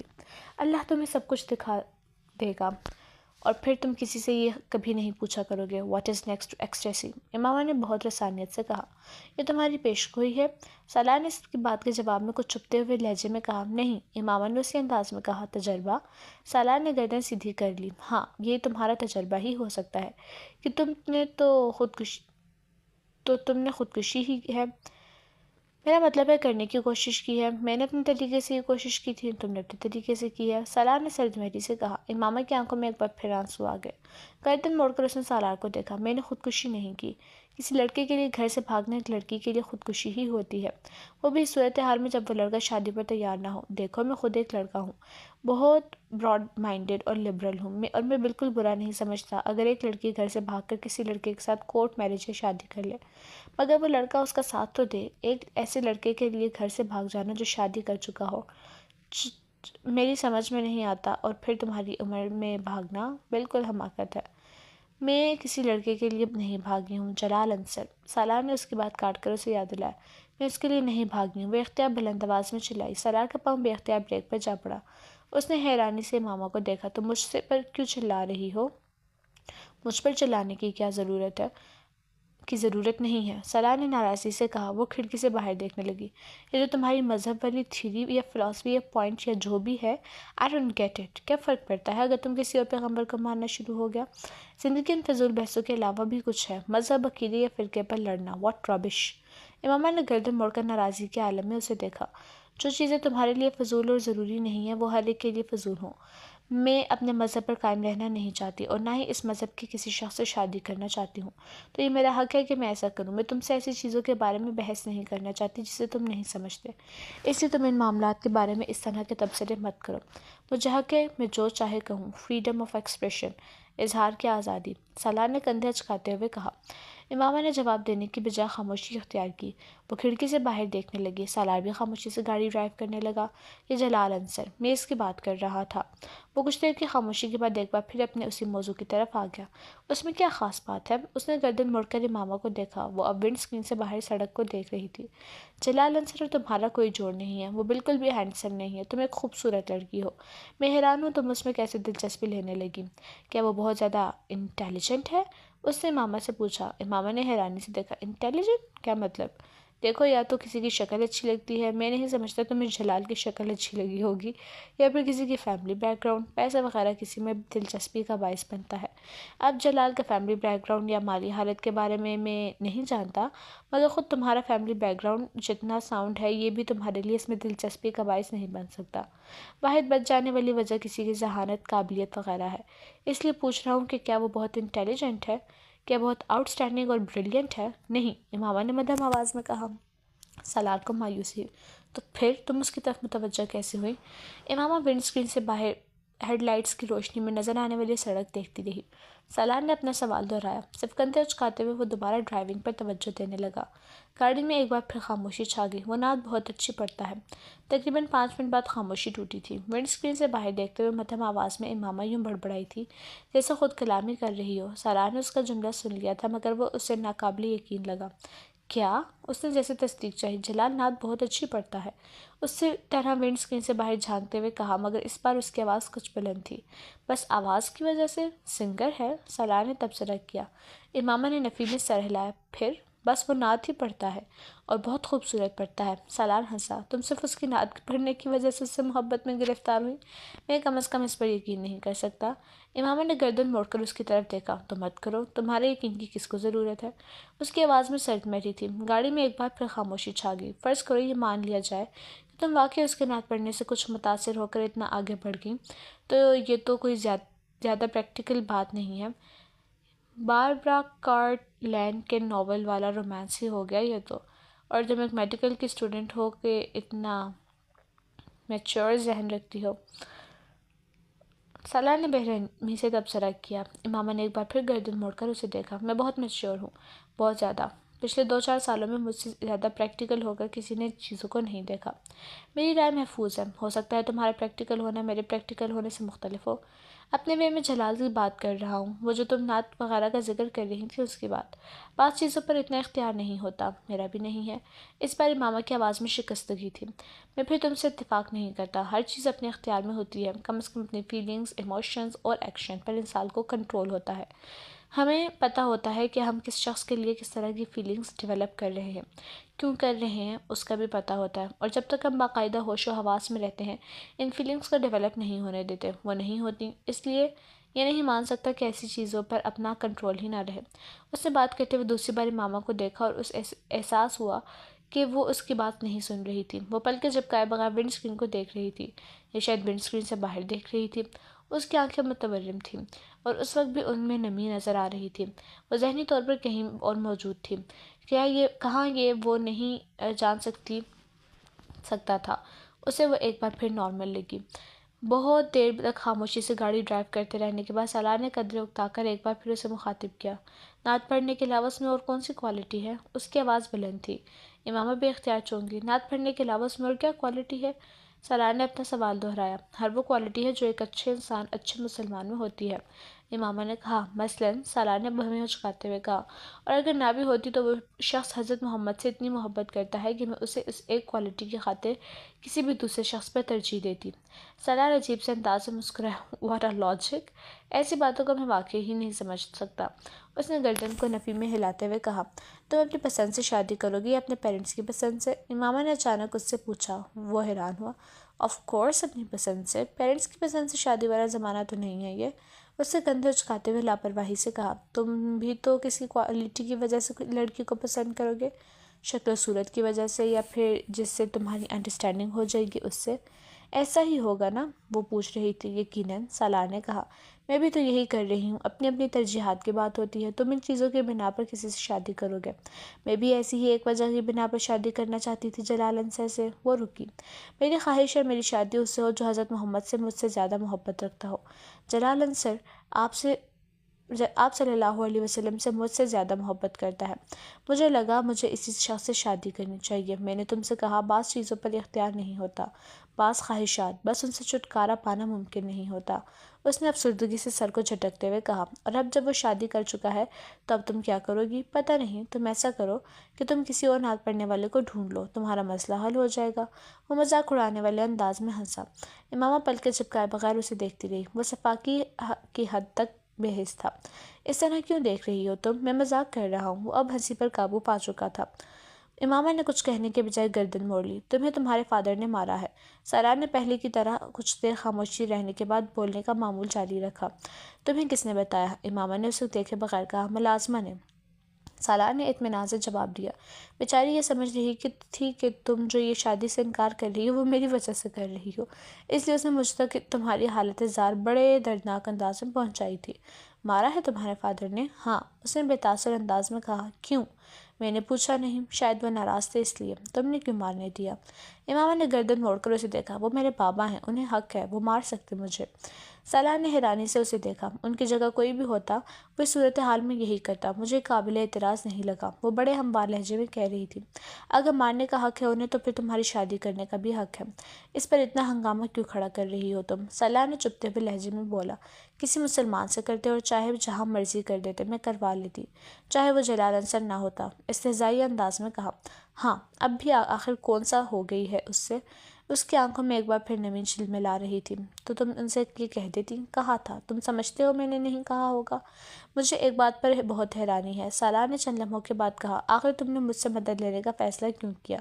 بلکہ کیسے کر لیا؟ تم مجھے خاصا ناپسند کرتی تھی۔ اس نے امامہ کی بات کا جواب دینے کے بغیر بات جاری رکھی۔ میرے پاس تمہارے علاوہ دوسرا کوئی آپشن نہیں تھا، امامہ نے مدھم آواز میں کہا۔ میری اپنی کوئی فرینڈ اس طرح مدد کرنے کی پوزیشن میں نہیں تھی جس طرح کوئی لڑکا کر سکتا تھا۔ اسرت کے علاوہ میں صرف جلال اور تم سے واقف تھی، اور سب سے قریب ترین صرف تم تھے جس میں سے فوری رابطہ کر سکتی تھی، اس لیے میں نے تم سے رابطہ کیا۔ وہ مدھم آواز میں رک رک کر بولتی رہی۔ تمہیں یقین تھا کہ میں تمہاری مدد کروں گا؟ نہیں، میں نے صرف ایک رسک لیا تھا۔ یقین کیسے ہو سکتا تھا مجھے کہ تم میری مدد کرو گے؟ میں نے تمہیں بتایا نا، میرے پاس تمہارے علاوہ اور کوئی آپشن تھا ہی نہیں۔ یعنی تم نے ضرورت کے وقت گدھے کو باپ بنا لیا؟ اس کے بے حد عجیب لہجے میں کیے گئے تبصرے نے یکدم ہی ماما کو خاموش ہونے پر مجبور کر دیا۔ وہ بات منہ پر مارنے میں ماہر تھا، مگر اس نے غلط بھی نہیں کہا تھا۔ ویری انٹرسٹنگ، اس نے امامہ کے جواب کا انتظار کیے بغیر کہا، جیسے اپنے تبصرے پر خود ہی محظوظ ہوا تھا۔ میں گاڑی کچھ دیر کے لیے یہاں روکنا چاہ رہا ہوں۔ صلاح نے سڑک کے کنارے بنے ہوئے ایک سستے قسم کے ہوٹل اور سروس اسٹیشن کو دیکھتے ہوئے کہا، میں ذرا ٹائر چیک کروانا چاہ رہا ہوں۔ گاڑی میں دوسرا ٹائر نہیں ہے، راستے میں اگر کہیں ٹائر فلیٹ ہو گیا تو بہت مسئلہ ہوگا۔ امامہ نے صرف سر ہلانے پر اکتفا کیا۔ وہ گاڑی موڑ کر اندر لے گیا اور اس وقت دور کہیں فجر کی اذان ہو رہی تھی۔ ہوٹل میں کام کرنے والے 2-4 لوگوں کے علاوہ وہاں اور کوئی نہیں تھا۔ اسے گاڑی اندر لاتے دیکھ کر ایک آدمی باہر نکل آیا۔ شاید وہ گاڑی کی آواز سن کر آیا تھا۔ سالار گاڑی کا دروازہ کھول کر نیچے اتر گیا۔ وہ کچھ دیر سیٹ کی پشت سے سر ٹکائے آنکھیں بند کیے بیٹھی رہی۔ اذان کی آواز کچھ زیادہ بلند ہو گئی تھی۔ امامہ نے آنکھیں کھول لیں۔ کار کا دروازہ کھول کر وہ باہر نکل آئی۔ دروازہ کھلنے کی آواز پر سالار نے گردن موڑ کر اسے دیکھا۔ یہاں کتنی دیر رکنا ہے؟ وہ سالار سے پوچھ رہی تھی۔ 10-15 منٹ۔ میں انجن بھی ایک دفعہ چیک کروانا چاہتا ہوں۔ میں نماز پڑھنا چاہتی ہوں، مجھے وضو کرنا ہے، اس نے سالار سے کہا۔ اس سے پہلے کہ سالار کچھ کہتا، اس آدمی نے بلند آواز میں اسے پکارتے ہوئے کہا، باجی وضو کرنا ہے تو اس ڈرم سے پانی لے لیں۔ اور نماز کہاں پڑھے گی؟ سالار نے اس آدمی سے پوچھا۔ یہ سامنے والے کمرے میں جائے نماز دے دیتا ہوں۔ وہ اب پائپ اتار رہا تھا۔ پہلے جائے نماز دے دو، پھر انجن آ کر چیک کرتا ہوں، اس آدمی نے اس کمرے کی طرف جاتے ہوئے کہا۔ سالار نے دور سے امامہ کو اس ڈرم کے پاس کچھ تذبذب کی حالت میں کھڑے دیکھا۔ وہ لاشعوری طور پر آگے چلا آیا۔ وہ تارکول کا ایک بہت بڑا خالی ڈرم تھا جسے ایک ڈھکن سے کور کیا گیا تھا۔ اس میں سے پانی کیسے لوں؟ امامہ نے قدموں کے چاپ پر پیچھے مڑ کر دیکھا۔ سالار نے ادھر ادھر نظر دوڑائی۔ کچھ فاصلے پر ایک بالٹی پڑی ہوئی تھی۔ وہ اس بالٹی کو اٹھا لایا۔ میرا خیال ہے یہ اس بالٹی کو پانی نکالنے کے لیے استعمال کرتے ہیں، اس نے امامہ سے کہتے ہوئے ڈرم کا ڈھکن اٹھایا۔ اس میں سے پانی بالٹی میں بھر لیا۔ میں کرا دیتا ہوں وضو۔ سالار کو اس کے چہرے پر تذبذب نظر آیا، مگر پھر کچھ کہنے کے بجائے وہ اپنی آستین اوپر کرنے لگی۔ اپنی گھڑی اتار کر اس نے سالار کی طرف بڑھا دی اور پنجوں کی بل زمین پر بیٹھ گئی۔ سالار نے اس کے بڑھے ہوئے ہاتھوں پر کچھ پانی ڈالا۔ امامہ کو بے اختیار جیسے کرنٹ لگا۔ اس نے ایک دم اپنا ہاتھ پیچھے کر لیا۔ کیا ہوا؟ سالار نے کچھ حیرانی سے کہا۔ کچھ نہیں، پانی بہت ٹھنڈا ہے، تم پانی ڈالو۔ وہ ایک بار پھر ہاتھ پھیلا رہی تھی۔ سالار نے پانی ڈالنے شروع کر دیا۔ وہ وضو کرنے لگی۔ پہلی بار سالار نے اس کے ہاتھوں کو کوہنیوں تک دیکھا۔ کچھ دیر کے لیے وہ اس کی کلائیوں سے نظر نہیں ہٹا سکا۔ پھر اس کی نظر اس کی کلائیوں سے اس کے چہرے پر چلی گئی۔ وہ اپنی چادر کو ہٹائے بغیر بڑی احتیاط کے ساتھ سر، کانوں اور گردن کا مسح کر رہی تھی، اور سالار کی نظریں اس کے ہاتھوں کی حرکت کے ساتھ سفر کر رہی تھیں۔ اس کی گردن میں موجود سونے کی چین اور اس میں لٹکتے والے موتی کو بھی اس نے پہلی بار دریافت کیا تھا۔ سالار نے اسے جتنی بار دیکھا تھا اسی طرح کی چادر میں دیکھا تھا۔ چادر کا رنگ مختلف ہوتا، مگر وہ ہمیشہ اسے ایک ہی انداز میں لپیٹے ہوتی۔ وہ کبھی اس کے خد و خال پر غور نہیں کر سکا۔ پاؤں پر پانی میں خود ڈال لیتی ہوں۔ اس نے کھڑے ہوتے ہوئے سالار کے ہاتھ سے اس بالٹی کو پکڑ لیا جو اب تقریباً خالی ہونے والی تھی۔ سالار چند قدم پیچھے ہٹ کر محویت سے دیکھنے لگا۔ وہ وضو کر چکی تو سالار کی محویت ختم ہوئی۔ اس نے گھڑی اس کی طرف بڑھا دی۔ آگے پیچھے چلتے ہوئے وہ اس کمرے تک آئے جہاں وہ آدمی گیا تھا۔ وہ آدمی جب تک کمرے میں ایک طرف مصلی بچھائے چکا تھا۔ امامہ خاموشی سے جائے نماز کی طرف بڑھ گئی۔ لاہور کی حدود میں داخل ہوتے ہی امامہ نے اس سے کہا، اب تم مجھے کسی بھی اسٹاپ پر اتار دو، میں چلی جاؤں گی۔ تم جہاں جانا چاہتی ہو میں تمہیں وہاں چھوڑ دیتا ہوں۔ اتنی دھند میں کسی ٹرانسپورٹ کا انتظار کرتے تمہیں بہت وقت لگے گا۔ سڑکیں اس وقت تقریباً ویران تھیں، حالانکہ صبح ہو چکی تھی، مگر دھند نے ہر چیز کو لپیٹ میں لے رکھا تھا۔ مجھے نہیں پتا مجھے کہاں جانا ہے، پھر تمہیں میں کس جگہ کا پتہ بتاؤں؟ ابھی تو شاید میں ہاسٹل جاؤں اور پھر وہاں۔ سالار نے اس کی بات کاٹ دی۔ تو پھر میں تمہیں ہاسٹل چھوڑ دیتا ہوں۔ کچھ فاصلہ اسی طرح خاموشی سے طے ہوا۔ پھر ہاسٹل سے کچھ فاصلے پر امامہ نے اس سے کہا، بس تم یہاں گاڑی روک دو، میں یہاں سے خود چلی جاؤں گی، میں تمہارے ساتھ ہاسٹل نہیں جانا چاہتی۔ سالار نے سڑک کے کنارے گاڑی روک دی۔ پچھلے کچھ ہفتوں میں تم نے میری بہت مدد کی ہے، میں اس کے لیے تمہارا شکریہ ادا کرنا چاہتی ہوں۔ تم میری مدد نہ کرتے تو آج میں یہاں نہ ہوتی۔ وہ ایک لمحے کے لیے رکی۔ تمہارا موبائل ابھی میرے پاس ہے، مگر مجھے ابھی اس کی ضرورت ہے۔ میں کچھ عرصے بعد اسے واپس بھجوا دوں گی۔ اس کی ضرورت نہیں، تم اسے رکھ سکتی ہو۔ میں کچھ دنوں بعد تم سے دوبارہ رابطہ کروں گی، پھر تم مجھ سے طلاق کے پیپرز بھجوا دینا۔ وہ رکی۔ میں امید کرتی ہوں کہ تم میرے پیرنٹس کو کچھ نہیں بتاؤ گے۔ یہ کہنے کی ضرورت تھی؟ سالار نے بھویں اچکاتے ہوئے کہا، مجھے کچھ بتانا ہوتا تو میں بہت پہلے بتا چکا ہوتا۔ سالار نے قدرے سرد مہری سے کہا، تو مجھے بہت برا لڑکا سمجھتی تھی، کیا ابھی بھی تمہارے بارے میں تمہاری میرے بارے میں وہی رائے ہے یا تم نے اپنی رائے میں کچھ تبدیلی کی؟ سالار نے اچانک تیکھی مسکراہٹ کے ساتھ اس سے پوچھا۔ تمہیں نہیں لگتا کہ میں دراصل بہت اچھا لڑکا ہوں؟ ہو سکتا ہے، امامہ نے مدھم آواز میں کہا۔ سالار کو اس کی بات پہ جیسے شوق لگا۔ ہو سکتا ہے؟ وہ بے یقینی سے مسکرایا۔ ابھی بھی ہو سکتا ہے؟ تم بہت ناشکری ہو امامہ، میں نے تمہارے لیے اتنا کچھ کیا ہے جو اس زمانے میں کوئی لڑکا نہیں کرے گا، اور تم پھر بھی مجھے اچھا ماننے پر تیار نہیں۔ میں ناشکری نہیں ہوں، مجھے اعتراف ہے کہ تم نے مجھ پر بہت احسان کیے ہیں، اور شاید تمہاری جگہ کوئی دوسرا کبھی نہ کرتا۔ سالار نے اس کی بات کاٹ دی۔ تمہیں اچھا ہوا نا؟ وہ کچھ نہیں بولی، صرف اسے دیکھتی رہی۔ نہیں، مجھے پتا ہے تم یہی کہنا چاہتی ہو، حالانکہ مشرقی لڑکی کی خاموشی اس کا اقرار ہوتی ہے، مگر تمہاری خاموشی تمہارا انکار ہے۔ ٹھیک کہہ رہا ہوں نا؟ ہاں، ایک فضول بحث کر رہے ہیں۔ ہو سکتا ہے، سالار نے کندھے اچکائے، مگر مجھے حیرانی ہے کہ تم… اس بار امامہ نے اس کی بات کاٹ دی۔ تم نے میرے لیے یقیناً بہت کچھ کیا ہے، اور اگر میں تمہیں جانتی نہ ہوتی تو یقیناً میں تمہیں ایک بہت اچھا انسان سمجھتی اور کہہ بھی دیتی، مگر میں تمہیں اتنی اچھی طرح جانتی ہوں کہ میرے لیے یہ کہنا مشکل ہے کہ تم ایک اچھے انسان ہو۔ دور کی ساری… سالار پلکیں جھپکائے بغیر اسے دیکھتا رہا۔ جو آدمی خودکشی کی کوشش کرتا ہو، شراب پیتا ہو، جس نے اپنا کمرہ عورتوں کی برہنہ تصویروں سے بھر رکھا ہو، وہ اچھا آدمی تو نہیں ہو سکتا، امامہ نے دو ٹوک انداز میں کہا۔ تم کسی ایسے آدمی کے پاس جاتی جو یہ تینوں کام نہ کرتا، مگر تمہاری مدد بھی نہ کرتا، تو تمہارے لیے وہ اچھا آدمی ہوتا؟ سالار نے تیز آواز میں کہا۔ جیسے جلال انصر؟ امامہ کے چہرے کا رنگ بدل دیا۔ ہاں، اس نے میری مدد نہیں کی، مجھ سے شادی نہیں کی، مگر اس کا یہ مطلب نہیں کہ وہ برا ہو گیا ہے۔ وہ اچھا آدمی ہے، ابھی بھی میرے نزدیک اچھا آدمی ہے، اور میں نے تمہاری مدد کی، تم سے شادی کی، مگر یقیناً اس کا یہ مطلب نہیں کہ میں اچھا ہو گیا ہوں، میں برا آدمی ہوں۔ وہ عجیب سے انداز میں کہتے ہوئے مسکرایا۔ تمہارا خود اپنے بارے میں کیا خیال ہے امامہ؟ کیا تم اچھی لڑکی ہو؟ اس نے اچانک چپتے ہوئے انداز میں پوچھا، اور پھر جواب کا انتظار کیے بغیر کہنے لگا۔ میرے نزدیک تم بھی اچھی لڑکی نہیں ہو، تم بھی ایک لڑکے کے لیے اپنے گھر سے بھاگی ہو، اپنے منگیتر کو دھوکہ دیا ہے تم نے، اپنی فیملی کی عزت کو خراب کیا ہے تم نے۔ سالار نے ہر لحاظ بالائے طاق رکھتے ہوئے صرف صاف گوئی سے کہا۔ امامہ کی آنکھوں میں ہلکی سی نمی آ گئی۔ تم ٹھیک کہتے ہو، میں واقعی اچھی لڑکی نہیں ہوں۔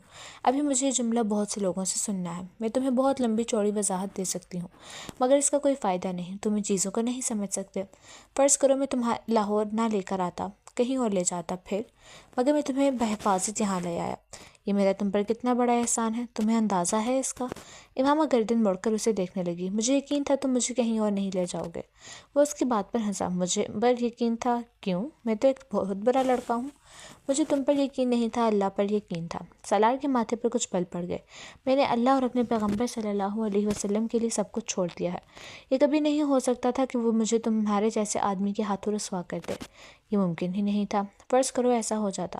سالار مصر ہوا۔ میں ایسی بات کیوں فرض کروں جو نہیں ہوئی؟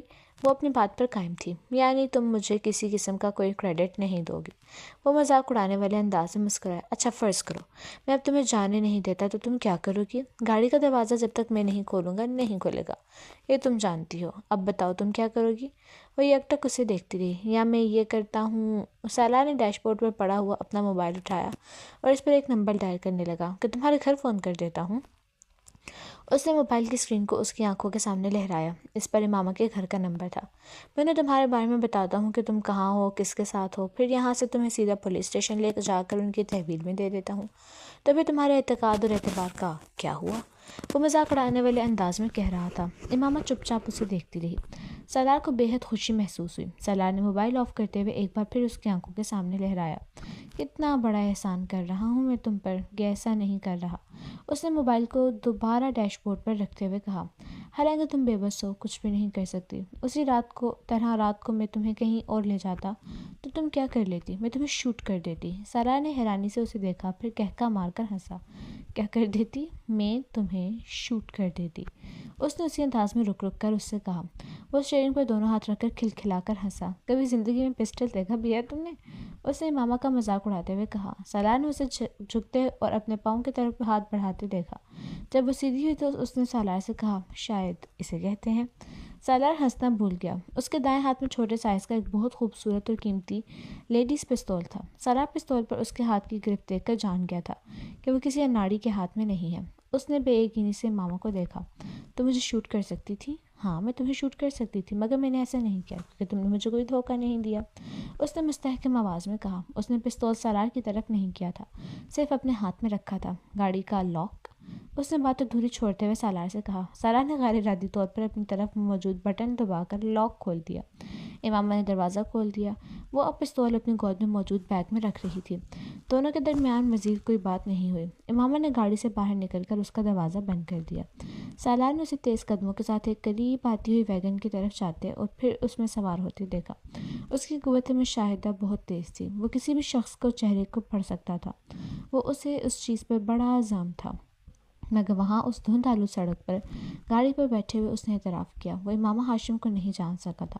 وہ اگلے کئی منٹ اسٹیئرنگ پر دونوں ہاتھ رکھے بے یقینی کے عالم میں وہیں بیٹھا رہا تھا۔ امامہ ہاشم کے لیے اس کی ناپسندیدگی میں کچھ اور اضافہ ہو گیا تھا۔ وہ واپسی پر دھند کی پرواہ کیے بغیر پوری رفتار سے گاڑی چلا کر آیا تھا۔ پورا رستہ اس کا ذہن اسی ادھیڑ میں بن میں لگا تھا کہ اس نے پستول آخر کہاں سے نکالا تھا۔ وہ پورے وثوق سے کہہ سکتا تھا کہ جس وقت وہ وضو کے لیے وہاں پاؤں دھو رہی تھی اس وقت پستول اس کی پنڈل کے ساتھ نہیں تھا، ورنہ وہ ضرور اسے دیکھ لیتا۔ بعد میں نماز پڑھنے کے دوران بھی وہ بغور اسے سر سے پاؤں تک دیکھتا رہا تھا۔ پستول تب بھی اس کی پنڈل کے ساتھ بندھا ہوا نہیں تھا۔ وہ برگر کھانے اور چائے پینے کے بعد گاڑی میں آ کر بیٹھ گئی تھی اور وہ کچھ دیر بعد گاڑی میں آیا تھا۔ وہ یقیناً گاڑی میں موجود اس کے بیگ میں ہی ہوگا۔ وہ اندازے لگاتا رہا۔ وہ جس وقت اپنے گھر پہنچا اس کا موڈ آف تھا۔ گیٹ سے گاڑی اندر لے جاتے اس نے چوکیدار کو اپنی طرف بلایا۔ رات کو میں جس لڑکی کے ساتھ یہاں سے گیا تھا تم اس کے بارے میں کسی کو نہیں بتاؤ گے؟ بلکہ میں رات کو کہیں نہیں گیا، سمجھ میں آیا؟ اس نے تہمکانہ انداز میں کہا۔ جی، میں کسی کو نہیں بتاؤں گا۔ چوکیدار نے فرما برداری سے سر ہلایا۔ وہ احمق نہیں تھا کہ ایسی چیزوں کے بارے میں کسی کو بتاتا پھرتا۔ اپنے کمرے میں آ کر وہ اطمینان کے ساتھ سو گیا۔ اس کا اس دن کہیں جانے کا ارادہ نہیں تھا۔ وہ اس وقت گہری نیند میں تھا جب اس نے اچانک کسی کو اپنے کمرے کے دروازے کو زور زور سے بجاتے سنا۔ وہ ایک دم اٹھ کر بیٹھ گیا۔ دروازہ واقعی بج رہا تھا۔ اس نے مندی ہوئی نظروں سے وال کلاک کو دیکھا جو 4 بجا رہا تھا۔ اپنی آنکھوں کو رگڑتے ہوئے وہ اپنے بیڈ سے اٹھ کھڑا ہوا۔ اسے دروازہ بجانے والے پر شدید غصہ آ رہا تھا۔ اسی غصے کے عالم میں اس نے بڑبڑاتے ہوئے ایک جھٹکے کے ساتھ دروازہ کھول دیا۔ باہر ملازم کھڑا تھا۔ کیا تکلیف ہے تمہیں؟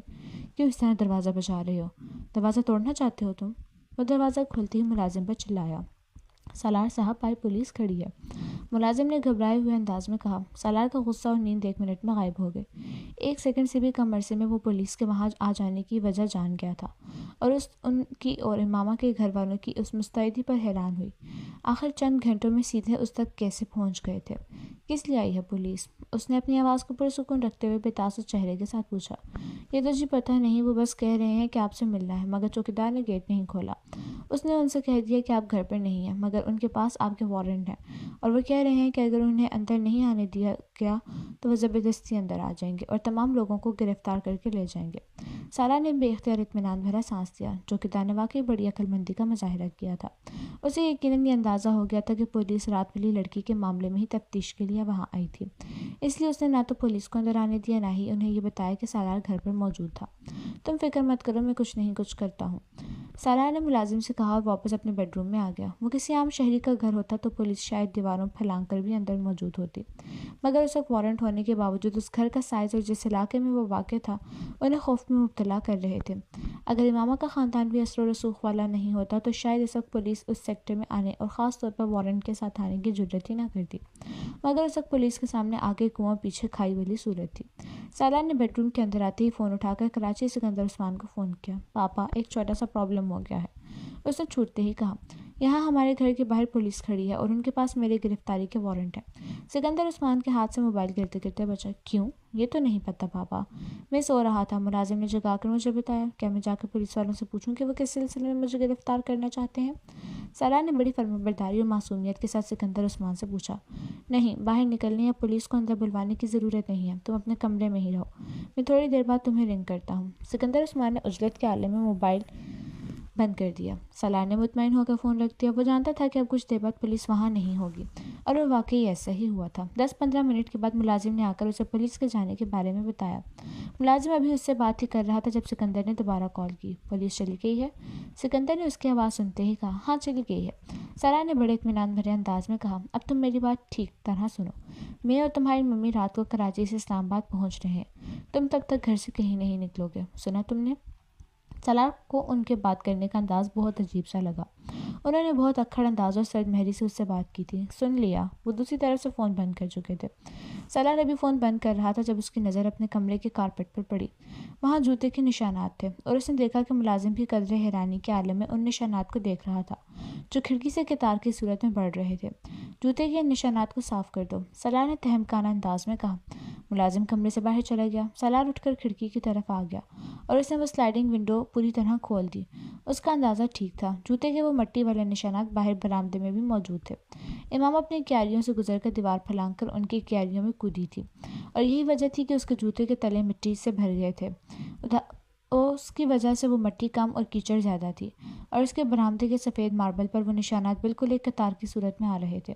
وہ ایک گہری سانس لیتا ہوا اندر آ گیا۔ ملازم کمرے میں ان نشانات کو صاف کرنے میں مصروف تھا۔ باہر برآمدے میں بھی پیروں کے کچھ نشانات ہیں، انہیں بھی صاف کر دینا۔ سالار نے اس سے کہا، یہ کس کے نشان ہیں؟ ملازم زیادہ دیر اپنے تجسس پر قابو نہیں رکھ سکا۔ میرے، سالار نے اکھڑ لہجے میں کہا۔ وہ رات کو کھانا کھانے میں مصروف تھا جب سکندر عثمان اور طیبہ آ گئے تھے۔ ان دونوں کے چہرے ستے ہوئے تھے۔ سالار اطمینان سے کھانا کھاتا رہا۔ وہ دونوں اسے مخاطب کیے بغیر اس کے پاس سے گزر کر چلے گئے تھے۔ کھانا ختم کر کے میرے کمرے میں آؤ، سکندر عثمان نے جاتے جاتے اس سے کہا تھا۔ سالار نے جواب دینے کے بجائے فروٹ ٹرائفل اپنی پلیٹ میں نکال لی۔ 15 منٹ بعد وہ جب ان کے کمرے میں گیا تو اس نے سکندر کو کمرے میں ٹہلتے ہوئے پایا جبکہ طیبہ فکر مندی کے عالم میں صوفے پر بیٹھی ہوئی تھی۔ پاپا، آپ نے بلوایا تھا؟ سالار نے اندر داخل ہوتے ہوئے کہا۔ بیٹھو، پھر تمہیں بتاتا ہوں کیوں بلایا ہے۔ سکندر عثمان نے اسے دیکھتے ہی ٹہلنا بند کر دیا۔ وہ بڑے اطمینان سے طیبہ کے برابر بیٹھ گیا۔ امامہ کہاں ہے؟ سکندر نے لمحہ ضائع کیے بغیر پوچھا۔ کون امامہ؟ اس کی جگہ کوئی اور ہوتا تو اس کے چہرے پر تھوڑی بہت گھبراہٹ ضرور ہوتی، مگر وہ اپنے نام کا ایک ہی تھا۔ سکندر کا چہرہ سرخ ہو گیا۔ تمہاری بہن، وہ غرائے۔ میری بہن کا نام انیتا ہے پاپا۔ سالار کے اطمینان میں کوئی کمی نہیں آئی۔ تم مجھے صرف ایک بات بتاؤ، آخر تم مجھے اور کتنی بار اور کتنے طریقوں سے ذلیل کراؤ گے؟ اس بار سکندر عثمان دوسرے صوفے پر بیٹھ گئے۔ آپ کیا کہہ رہے ہیں پاپا؟ میری سمجھ میں نہیں آ رہا۔ سالار نے حیرانی سے کہا۔ حالانکہ تمہاری سمجھ میں اب سب کچھ آ رہا ہے۔ انہوں نے تنزیہ انداز میں کہا۔ دیکھو، مجھے آرام سے بتا دو کہ امامہ کہاں ہے۔ یہ معاملہ اتنا سیدھا نہیں ہے جتنا تم نے سمجھ لیا ہے۔ پاپا، آپ کس امامہ کی بات کر رہے ہیں؟ میں کسی امامہ کو نہیں جانتا۔ میں وسیم کی بہن کی بات کر رہا ہوں۔ سکندر عثمان اس پر غرائے۔ وسیم کی بہن؟ وہ کچھ سوچ میں پڑ گیا۔ اچھا، یاد آیا، وہ جس نے مجھے ٹریٹمنٹ دیا تھا لاسٹ ایئر۔ ہاں وہی۔ اب چونکہ تمہاری یادداشت واپس آ گئی ہے، اس لیے مجھے یہ بھی بتا دو کہ وہ کہاں ہے۔ پاپا، وہ اپنے گھر میں ہوگی یا میڈیکل کالج کے ہاسٹل میں؟ میرا اس سے کیا تعلق؟ اس نے حیرانی سے سکندر سے کہا۔ اس کے باپ نے تمہارے خلاف اپنی بیٹی کے اغوا کا کیس کروا دیا ہے۔ میرے خلاف؟ I don't believe it۔ میرا امامہ سے کیا تعلق ہے؟ اس نے پرسکون لہجے اور بے تاثر چہرے کے ساتھ کہا۔ یہی تو میں جاننا چاہتا ہوں کہ تمہارا اس کے ساتھ کیا تعلق ہے۔ پاپا، میں اس کو جانتا تک نہیں ہوں، 1-2 بار کے علاوہ میں اس سے ملا تک نہیں۔ پھر اس کے اغوا سے میرا کیا تعلق؟ اور مجھے تو یہ بھی نہیں پتا کہ وہ اغوا ہو گئی ہے۔ سالار، اب یہ ایکٹنگ بند کرو، مجھے بتاؤ کہ وہ بچی کہاں ہے۔ میں نے ہاشم بن سے وعدہ کیا ہے کہ میں ان کی بیٹی کو ان تک پہنچاؤں گا، تو آپ اپنا وعدہ پورا کریں۔ اگر ان کی بیٹی کو ان تک پہنچا سکتے ہیں تو ضرور پہنچائیے، مگر مجھے کیوں ڈسٹرب کر رہے ہیں؟ اس بار سالار نے ناگواری سے کہا۔ دیکھو سالار، تمہاری اور امامہ کے درمیان اگر کسی بھی قسم کی انڈرسٹینڈنگ ہے تو ہم اس معاملے کو حل کر لیں گے۔ میں خود اس کے ساتھ تمہاری شادی کروا دوں گا۔ تم فی الحال یہ بتاؤ کہ وہ کہاں ہے۔ سکندر عثمان نے اس بار اپنے لب و لہجے میں تبدیلی لاتے ہوئے کہا۔ For God sake papa, stop it. کون سی انڈرسٹینڈنگ؟ کیسی شادی؟ میری کسی کے ساتھ انڈرسٹینڈنگ ہوتی تو میں اسے اغوا کروں گا اور میں انڈرسٹینڈنگ ڈیولپ کروں گا امامہ جیسی لڑکی کے ساتھ؟ وہ میری ٹائپ ہے۔ اس بار سالار نے بلند آواز میں کہا۔ تو پھر وہ تم پر اس اغوا کا الزام کیوں لگا رہے ہیں؟ یہ آپ ان سے پوچھیں، مجھ سے کیوں پوچھ رہے ہیں؟ اس نے اسی ناگواری سے جواب دیا۔ آج ہاشم بن کہہ رہے ہیں، کل کو کوئی اور آ کر کہے گا اور آپ پھر مجھ پر چلانا شروع کر دیں گے۔ میں نے آپ کو بتایا ہے، میں سو رہا تھا جب پولیس آ کر باہر کھڑی ہو گئی اور اب آپ آ گئے ہیں تو اور میں آتے ہی مجھے تو یہ تک نہیں پتا کہ وسیم کی بہن اغوا ہوئی ہے یا نہیں۔ آخر وہ لوگ مجھ پر الزام کیوں لگا رہے ہیں؟ کیا ثبوت ہے ان کے پاس کہ میں نے ان کی بیٹی کو اغوا کیا؟ اور بالفرض میں نے اغوا کیا بھی ہے تو کیا میں یہاں اپنے گھر بیٹھا رہوں گا؟ مجھے اس وقت اس لڑکی کے ساتھ ہونا چاہیے۔ سالار تلخی سے بولتا رہا۔ مجھے ایس پی سے تمہارے کیس کی تفصیلات کا پتہ چلا ہے۔ پھر میں نے کراچی سے ہاشم مبین کو فون کیا۔ وہ مجھ سے بات کرنے پر تیار نہیں تھا۔ مجھے اس سے بات کرنے کے لیے منتیں کرنی پڑیں۔ اس نے مجھے تمہارے بارے میں بتایا۔ اس کی بیٹی رات کو غائب ہوئی ہے اور تم بھی رات کو گئے ہو اور صبح آئے ہو۔ تو پاپا، اس میں اغوا کہاں سے آ گیا؟ پہلی بات تو یہ کہ میں رات کو کہیں نہیں گیا اور دوسری بات یہ کہ اغوا کرنے کے لیے کسی کے گھر جا کر لڑکی کو زبردستی لے جانا ضروری ہے، اور میں کسی کے گھر نہیں گیا۔ ہاشم مبین کے چوکیدار نے رات کو تمہیں جاتے اور صبح آتے دیکھا۔ اس کا چوکیدار جھوٹا ہے، سالار نے بلند آواز میں کہا۔ میرے چوکیدار نے تمہیں رات کو ایک لڑکی کو کار میں لے جاتے دیکھا، سکندر نے دانت پیستے ہوئے کہا۔ سالار چند لمحے کچھ بول نہ سکا۔ سکندر یقیناً گھر آتے ہی چوکیدار سے بات کر چکے تھے۔ وہ میری ایک فرینڈ تھی جسے میں گھر چھوڑنے گیا تھا۔ اس نے طیبہ کو دیکھتے ہوئے کہا۔ کون ہے وہ فرینڈ؟ اس کا نام اور پتہ بتاؤ۔ سوری پاپا، میں نہیں بتا سکتا، اٹس پرسنل۔ یہاں اسلام آباد چھوڑنے گئے تھے؟ ہاں۔ تم اسے لاہور چھوڑ کر آئے ہو؟ ایس پی نے مجھے خود بتایا ہے۔ تم 4 ناکوں سے گزرے ہو، چاروں پر تمہارا نمبر نوٹ کیا گیا ہے۔ راستے میں تم نے ایک سروس اسٹیشن پر رک کر گاڑی چیک کروائی ہے، اس لڑکی کے ساتھ وہاں کھانا کھایا ہے۔ سکندر نے اس سروس اسٹیشن اور ہوٹل کا نام بتاتے ہوئے کہا۔ سارا کچھ دیر سکندر کو دیکھتا رہا، مگر اس نے کچھ بھی نہیں کہا۔ ایس پی نے مجھے یہ سب کچھ خود بتایا ہے۔ اس نے ابھی ہاشم مبین کو یہ سب کچھ نہیں بتایا۔ اس نے مجھ سے کہا کہ میں تم سے بات کروں اور خاموشی کے ساتھ لڑکی کو واپس پہنچا دوں یا اس کے گھر والوں کو اس لڑکی کا پتہ بتا دوں، تاکہ یہ معاملہ خاموشی سے کسی مسئلے کے بغیر ختم ہو جائے۔ مگر وہ کب تک ہاشم مبین کو نہیں بتائے گا؟ وہ دوستی کا لحاظ کر کے سب کچھ چھپا بھی گیا۔ تب بھی ہاشم مبین کے اور بہت سے ذرائع ہیں، اسے وہاں سے پتہ چل جائے گا اور پھر تمہاری پوری زندگی جیل میں گزرے گی۔ سکندر نے اسے ڈرانے کی کوشش کی۔ وہ متاثر ہوئے بغیر انہیں دیکھتا رہا۔ اب جھوٹ بولنا چھوڑ دو اور مجھے بتا دو کہ وہ لڑکی کہاں ہے۔ وہ لڑکی ریڈ لائٹ ایریا میں ہے۔ سکندر کو اس کی بات پر کرنٹ لگا۔ واٹ؟ میں اسے وہاں سے لایا تھا، وہیں چھوڑ آیا ہوں۔ وہ سفید چہرے کے ساتھ سالار کو دیکھتے رہے۔ مگر وہ امامہ نہیں تھی۔ میں پرسوں لاہور گیا تھا اور وہاں سے رات گزارنے کے لیے اس لڑکی کو لایا تھا۔ آج میں اسے وہاں چھوڑ آیا۔ میرے پاس اس کا کوئی کانٹیکٹ نمبر تو نہیں ہے، مگر آپ میرے ساتھ لاہور چلیں تو میں آپ کو اس لڑکی کے پاس لے جاتا ہوں یا پتہ بتا دیتا ہوں۔ آپ خود یہ پولیس کو کہیں کہ وہ اس لڑکی سے تصدیق کر لیں۔ کمرے میں ایک دم خاموشی چھا گئی۔ طیبہ اور سکندر بے یقینی سے سارا کو دیکھ رہے تھے، جبکہ وہ بڑے مطمئن انداز میں کھڑکیوں سے باہر دیکھ رہا تھا۔ مجھے یقین نہیں آتا کہ تم اس طرح کی حرکت کر سکتے ہو، تم ایسی جگہ جا سکتے ہو۔ ایک لمبی خاموشی کے بعد سکندر نے کہا۔ آئی ایم سوری پاپا، مگر میں جاتا ہوں، اور اس بات کا امامہ کے بھائی وسیم کو بھی پتہ ہے۔ میں کئی بار ویکینڈ پر اپنے دوستوں کے ساتھ وہاں جاتا رہا ہوں، اور وسیم یہ بات جانتا ہے، آپ اس سے پوچھ لیں۔ ایڈریس دو اس لڑکی کا۔ وہ کچھ دیر بعد کھل رہا ہے، میں اپنے کمرے سے لے کر آتا ہوں، اس نے اٹھتے ہوئے کہا۔ اپنے کمرے میں آ کر اس نے موبائل اٹھایا اور لاہور میں رہنے والے اپنے ایک دوست کو فون کیا۔ اسے ساری صورتحال بتانے کے بعد اس نے کہا۔ اکمل، میں اپنے پاپا کو ریڈ لائٹ ایریا کے اس گھر کا پتہ دے رہا ہوں جہاں ہم جاتے رہتے ہیں۔ تو وہاں کسی بھی ایسی لڑکی کو جو مجھے جانتی ہے، اس کو اس کے بارے میں بتا دو۔ میں ابھی کچھ دیر تک تمہیں دوبارہ فون کرتا ہوں۔ وہ کہتے ہوئے تیزی سے ایک چٹ پر ایک ایڈریس لکھنے لگا اور پھر اسے لے کر سکندر کے کمرے میں آ گیا۔ اس نے چٹ سکندر کے سامنے رکھ دی، جسے انہوں نے تقریباً چھین لیا۔ ایک نظر اس چٹ پر ڈال کر انہوں نے خشمگین نظروں سے اسے دیکھا۔ دفع ہو جاؤ یہاں سے۔ وہ اطمینان سے انداز میں وہاں سے آ گیا۔ اپنے کمرے میں آ کر اس نے اکمل کو دوبارہ فون کیا۔ میں تمہیں وہاں پہنچ کر فون کرتا ہوں، اکمل نے اس سے کہا۔ وہ بیڈ پر لیٹ کر اس کا انتظار کرنے لگا۔ 15 منٹ کے بعد اکمل نے اسے فون کیا۔ سالار، میں نے سنیہ کو تیار کیا ہے، میں نے سارا معاملہ سمجھا دیا ہے۔ اکمل نے اسے بتایا کہ وہ سنیہ کو جانتا ہے۔ اکمل، اب تم ایک کاغذ اور پینسل لو اور میں جو کچھ چیزیں لکھوا رہا ہوں اسے لکھو، اس نے اکمل سے کہا، اور پھر اپنے اس گھر کے بیرونی منظر اور لوکیشن کی تفصیلات لکھوانے لگا۔ یہ کیا؟ میں نے دیکھا ہوا ہے تمہارا گھر، اکمل نے کچھ حیرانی سے اس سے پوچھا۔ تم نے دیکھا ہے، سنیہ نے تو نہیں دیکھا۔ یہ ساری تفصیلات میں سنیہ کے لیے لکھوا رہا ہوں۔ اگر پولیس اس کے پاس آئی تو وہ یہ ساری چیزیں اس سے پوچھے گی، صرف یہ تصدیق کرنے کے لیے کہ کیا واقعی وہ میرے ساتھ یہاں اسلام آباد میں تھی۔ وہ گاڑی میں چھپ کر آئی تھی اور رات کے وقت آئی تھی، اس لیے اسے زیادہ تفصیل کا نہیں پتا، مگر گھر کے اندر داخل ہوتے ہوئے دائیں اور بائیں دونوں طرف لان ہے۔ میری گاڑی کا رنگ سرخ تھا، سپورٹس کار اور نمبر، وہ اسے لکھواتا گیا۔ ہم پولیس کے 4 ناکوں سے گزرے تھے۔ اس نے سفید شلوار قمیض، سفید چادر اور سیاہ سویٹر پہنا ہوا تھا۔ راستے میں ہم اسی نام کے سروس اسٹیشن پر بھی رکے تھے، سالار نے بتایا۔ سروس اسٹیشن اور ہوٹل وہ دھند کی وجہ سے صحیح طرح نہیں دیکھ سکی۔ سالار ایک کے بعد دیگری ہر چیز کی تفصیل لکھواتا رہا۔ سروس اسٹیشن پر گاڑی ٹھیک کرنے والے آدمی سے لے کر چائے بنانے والے لڑکے کے حلیے اور اس کمرے کی تفصیلات، انہوں نے کیا کھایا تھا، سالار اور لڑکے کے درمیان کیا گفتگو ہوئی تھی، اس نے چھوٹی چھوٹی تفصیلات اسے لکھوائی تھیں۔ اس نے اپنے گھر کے پورچ سے لے کر اپنے کمرے تک کے راستے اور اپنے کمرے کا تمام حلیہ بھی اسے نوٹ کروا دیا تھا۔ سنیہ سے کہو یہ سب کچھ رٹ لے، اس نے اکمل کو آخری ہدایت دی اور فون بند کر دیا۔ فون بند کر کے وہ بیڈ پر بیٹھا، ابھی کچھ سوچ رہا تھا جب سکندر عثمان اچانک دروازہ کھول کر اس کے کمرے میں آئے۔ اس لڑکی کا کیا نام ہے؟ سنیہ، سالار نے بے اختیار کہا۔ سکندر عثمان مزید کچھ کہے بغیر کمرے سے نکل گئے۔ ان کے جانے کے بعد سالار کو اس وکیل کا خیال آیا جس کے ذریعے انہوں نے ہاشم بن احمد سے رابطہ کیا تھا۔ اس وکیل کو ہائر کرنے والا بھی حسن ہی تھا اور سالار سکندر کے نام سے وہ وکیل بھی واقف نہیں تھا، مگر سالار کے لیے قابل تشویش بات اس میں حسن کا انوالو ہونا تھا۔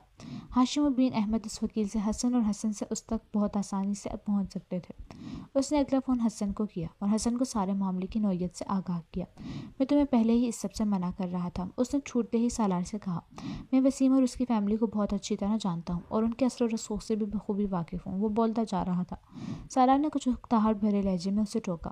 میں نے تمہیں فون اپنے مستقبل کا حال جاننے کے لیے نہیں کیا، میں صرف ایک خطرے سے آگاہ کرنا چاہتا ہوں۔ کس خطرے سے؟ حسن چونکا۔ تم نے جو وکیل ہائر کیا تھا وہ اس کے ذریعے تم تک اور پھر مجھ تک بآسانی پہنچ سکتے ہیں۔ سالار نے اس سے کہا۔ نہیں، وہ مجھ تک نہیں پہنچ سکتے۔ حسن نے اس کی بات پر قدرے لاپرواہی سے کہا۔ کیوں؟ کیونکہ میں نے سارا کام پہلے ہی بہت محتاط ہو کر کیا۔ وہ وکیل بھی میرے اصلی نام اور پتے سے واقف نہیں ہے۔ اسے جو ایڈریس اور فون نمبر میں نے دیا تھا وہ جعلی تھا۔ سالار بے اختیار مسکرایا۔ اسے حسن سے ایسی عقلمندی اور چالاکی کی توقع رکھنی چاہیے تھی۔ وہ ہر کام بڑی صفائی سے سر انجام دینے کا ماہر تھا۔ میں صرف اس کے پاس ایک بار گیا تھا، پھر فون پر ہی رابطہ کیا، اور اس ملاقات میں بھی میرا حلیہ بالکل مختلف تھا۔ میں نہیں سمجھتا کہ صرف حلیے سے ہاشم بن احمد مجھ تک پہنچ سکتے ہیں، اور اگر وہ پہنچ گئے تو پتہ نہیں، اس کے تو بارے میں نے نہیں سوچا۔ حسن نے صاف گوئی سے کہا۔ کیا یہ بہتر نہیں کہ تم کچھ دنوں کے لیے کہیں غائب ہو جاؤ اور یوں ظاہر کرو کہ جیسے تمہاری یہ غیر موجودگی کچھ ضروری کاموں کے لیے تھی؟ سالار نے اسے مشورہ دیا۔ اس سے بہتر مشورہ بھی میرے پاس ہے۔ میں اس وکیل کو کچھ روپے پہنچا کر یہ ہدایت دے دیتا ہوں کہ ہاشم بن یا پولیس کے پہنچنے پر وہ انہیں میرا غلط حلیہ بتائے۔ کم از کم اس طرح فوری طور پر میں کسی پریشانی کا شکار نہیں ہوں گا، اور انہی دنوں میں ویسے بھی چند ہفتوں کے لیے انگلینڈ جا رہا ہوں۔ حسن نے بتایا۔ پولیس اگر پہنچ بھی گئی تو تب بھی میں ان کی پہنچ سے بہت دور رہوں گا، مگر مجھے یہ یقین نہیں ہے کہ وہ مجھ تک پہنچ سکیں گے، اس لیے تم اطمینان رکھو۔ اگر تم واقعی اتنے بے فکر اور مطمئن ہو تو ٹھیک ہے، ہو سکتا ہے وہ تم تک نہ ہی آئیں، مگر میں نے پھر بھی سوچا ہے کہ میں تمہیں بتا دوں۔ سالار نے فون بند کرتے ہوئے اس سے کہا۔ ویسے تم اس لڑکی کو اب لاہور میں کہاں چھوڑ کر آئے ہو؟ لاہور کی ایک سڑک پر چھوڑ آیا ہوں، اس کے علاوہ اور کہاں چھوڑ سکتا تھا؟ اس نے اپنے محل وقوع اور حدود ارباء کے بارے میں کچھ نہیں بتایا، وہ بس چلی گئی۔ عجیب بے وقوف ہو، کم از کم تم تو اس کا ٹھکانہ پوچھنے کا حوصلہ رکھتے تھے۔ ہاں، مگر مجھے اس کی ضرورت نہیں پڑی۔ سالار نے دانستہ ماما سے آخری بار ہونے والی اپنی گفتگو کھول کر دی۔ میں حیران ہوں کہ تم اب اس طرح کے معاملات میں انوالو ہونے لگے۔ اپنی ٹائپ کی لڑکیوں کے ساتھ انوالو ہونا دوسری بات ہے، مگر وسیم کی بہن جیسی لڑکیوں کے ساتھ انوالو ہو جانا، تمہارا ٹیسٹ بھی دن بدن گرتا جا رہا ہے۔ میں انوالو ہوا ہوں، تم واقعی عقل سے پیدل ہو، ورنہ کم از کم اس طرح کی بات مجھ سے نہ کرتے۔ ایڈونچر اور انوالومنٹ میں زمین آسمان کا فرق ہوتا ہے حسن صاحب، سالار نے طنزیہ لہجے میں کہا، اور آپ نے فاصلہ ایک ہی چھلانگ میں طے کر دیا ہے۔ سالار صاحب، حسن نے بھی اسی انداز میں جواب دیا، تمہارا دماغ خراب ہے اور کچھ نہیں، اور تمہارا دماغ مجھ سے زیادہ خراب ہے، ورنہ اس طرح کی حماقت کو ایڈونچر کبھی نہ کہتے۔ حسن بھی قدرے جھلایا ہوا تھا۔ اگر تم نے میری مدد کی ہے تو اس کا یہ مطلب نہیں کہ تمہارے منہ میں جو آئے تم کہہ دو۔ سالار کو اس کی بات پر اچانک غصہ آ گیا۔ ابھی میں نے تمہیں کچھ بھی نہیں کہا ہے، تم کس بات کی طرف اشارہ کر رہے ہو؟ یہ ٹیسٹ والی بات کی طرف یا دماغ خراب ہونے والی بات کی طرف؟ حسن نے اسی انداز میں اس کی بات سے متاثر ہوئے بغیر کہا۔ اچھا، اب منہ بند کر لو، فضول بحث مت کرو، اس وقت ان تمام باتوں کو کرنے کا مطلب گھڑے مردے اکھاڑنا ہے۔ حسن اب سنجیدہ تھا۔ فرض کرو پولیس کسی صورت میں ہم تک پہنچ جاتی ہے اور پھر وہ امامہ کا اتا پتہ جاننے کی کوشش کرتے ہیں تو ہم کیا بتائیں گے؟ اور میں نہیں سمجھتا کہ وہ کبھی بھی اس بات پہ یقین کریں گے کہ امامہ کے بارے میں تمہیں کچھ پتہ نہیں ہے۔ اس وقت تم کیا کرو گے؟ کچھ بھی نہیں کروں گا، میں ان سے بھی وہی کہوں گا جو تم سے کہہ رہا ہوں، اس نے بلند آواز میں کہا۔ ہاں، اور سارا مسئلہ تمہارے اس بیان سے ہی شروع ہوگا۔ میں امامہ کے بارے میں نہیں جانتا ہوں، حسن نے اس کا جملہ دہرایا۔ تمہیں اچھی طرح اندازہ ہونا چاہیے کہ وہ ہر قیمت پر امامہ تک پہنچنا چاہیں گے۔ یہ بہت بات کی بات ہے، میں امکانات اور ممکنات پر غور کر کے پریشان نہیں ہوتا، جب وقت آئے گا دیکھا جائے گا۔ سالار نے لاپرواہی سے کہا۔ تم سے مجھے صرف یہ مدد چاہیے کہ تم اس سارے معاملے کو راز ہی رکھو اور پولیس کے ہتھے نہ لگو۔ تمہارے کہے بغیر بھی میں یہی کرتا، ویسے میں بھی اگر پکڑا گیا تو وسیم کو منہ دکھانے کے قابل نہیں رہوں گا۔ اس بار تم نے مجھے واقعی بہت بڑی امبیرسنگ صورتحال سے دوچار کیا ہے۔ اوکے، میں فون بند کر رہا ہوں کیونکہ تم پر بھی وہی دورہ پڑنے والا ہے، وہی نصیحتیں اور پچھتاوا۔ You are acting like my father. Salar نے کھٹاک سے فون بند کر دیا۔ اس کا ذہن پچھلی رات کے بارے میں سوچ رہا تھا اور اس کے ماتھے کی تیوریاں اور بل بہت نمایاں تھے۔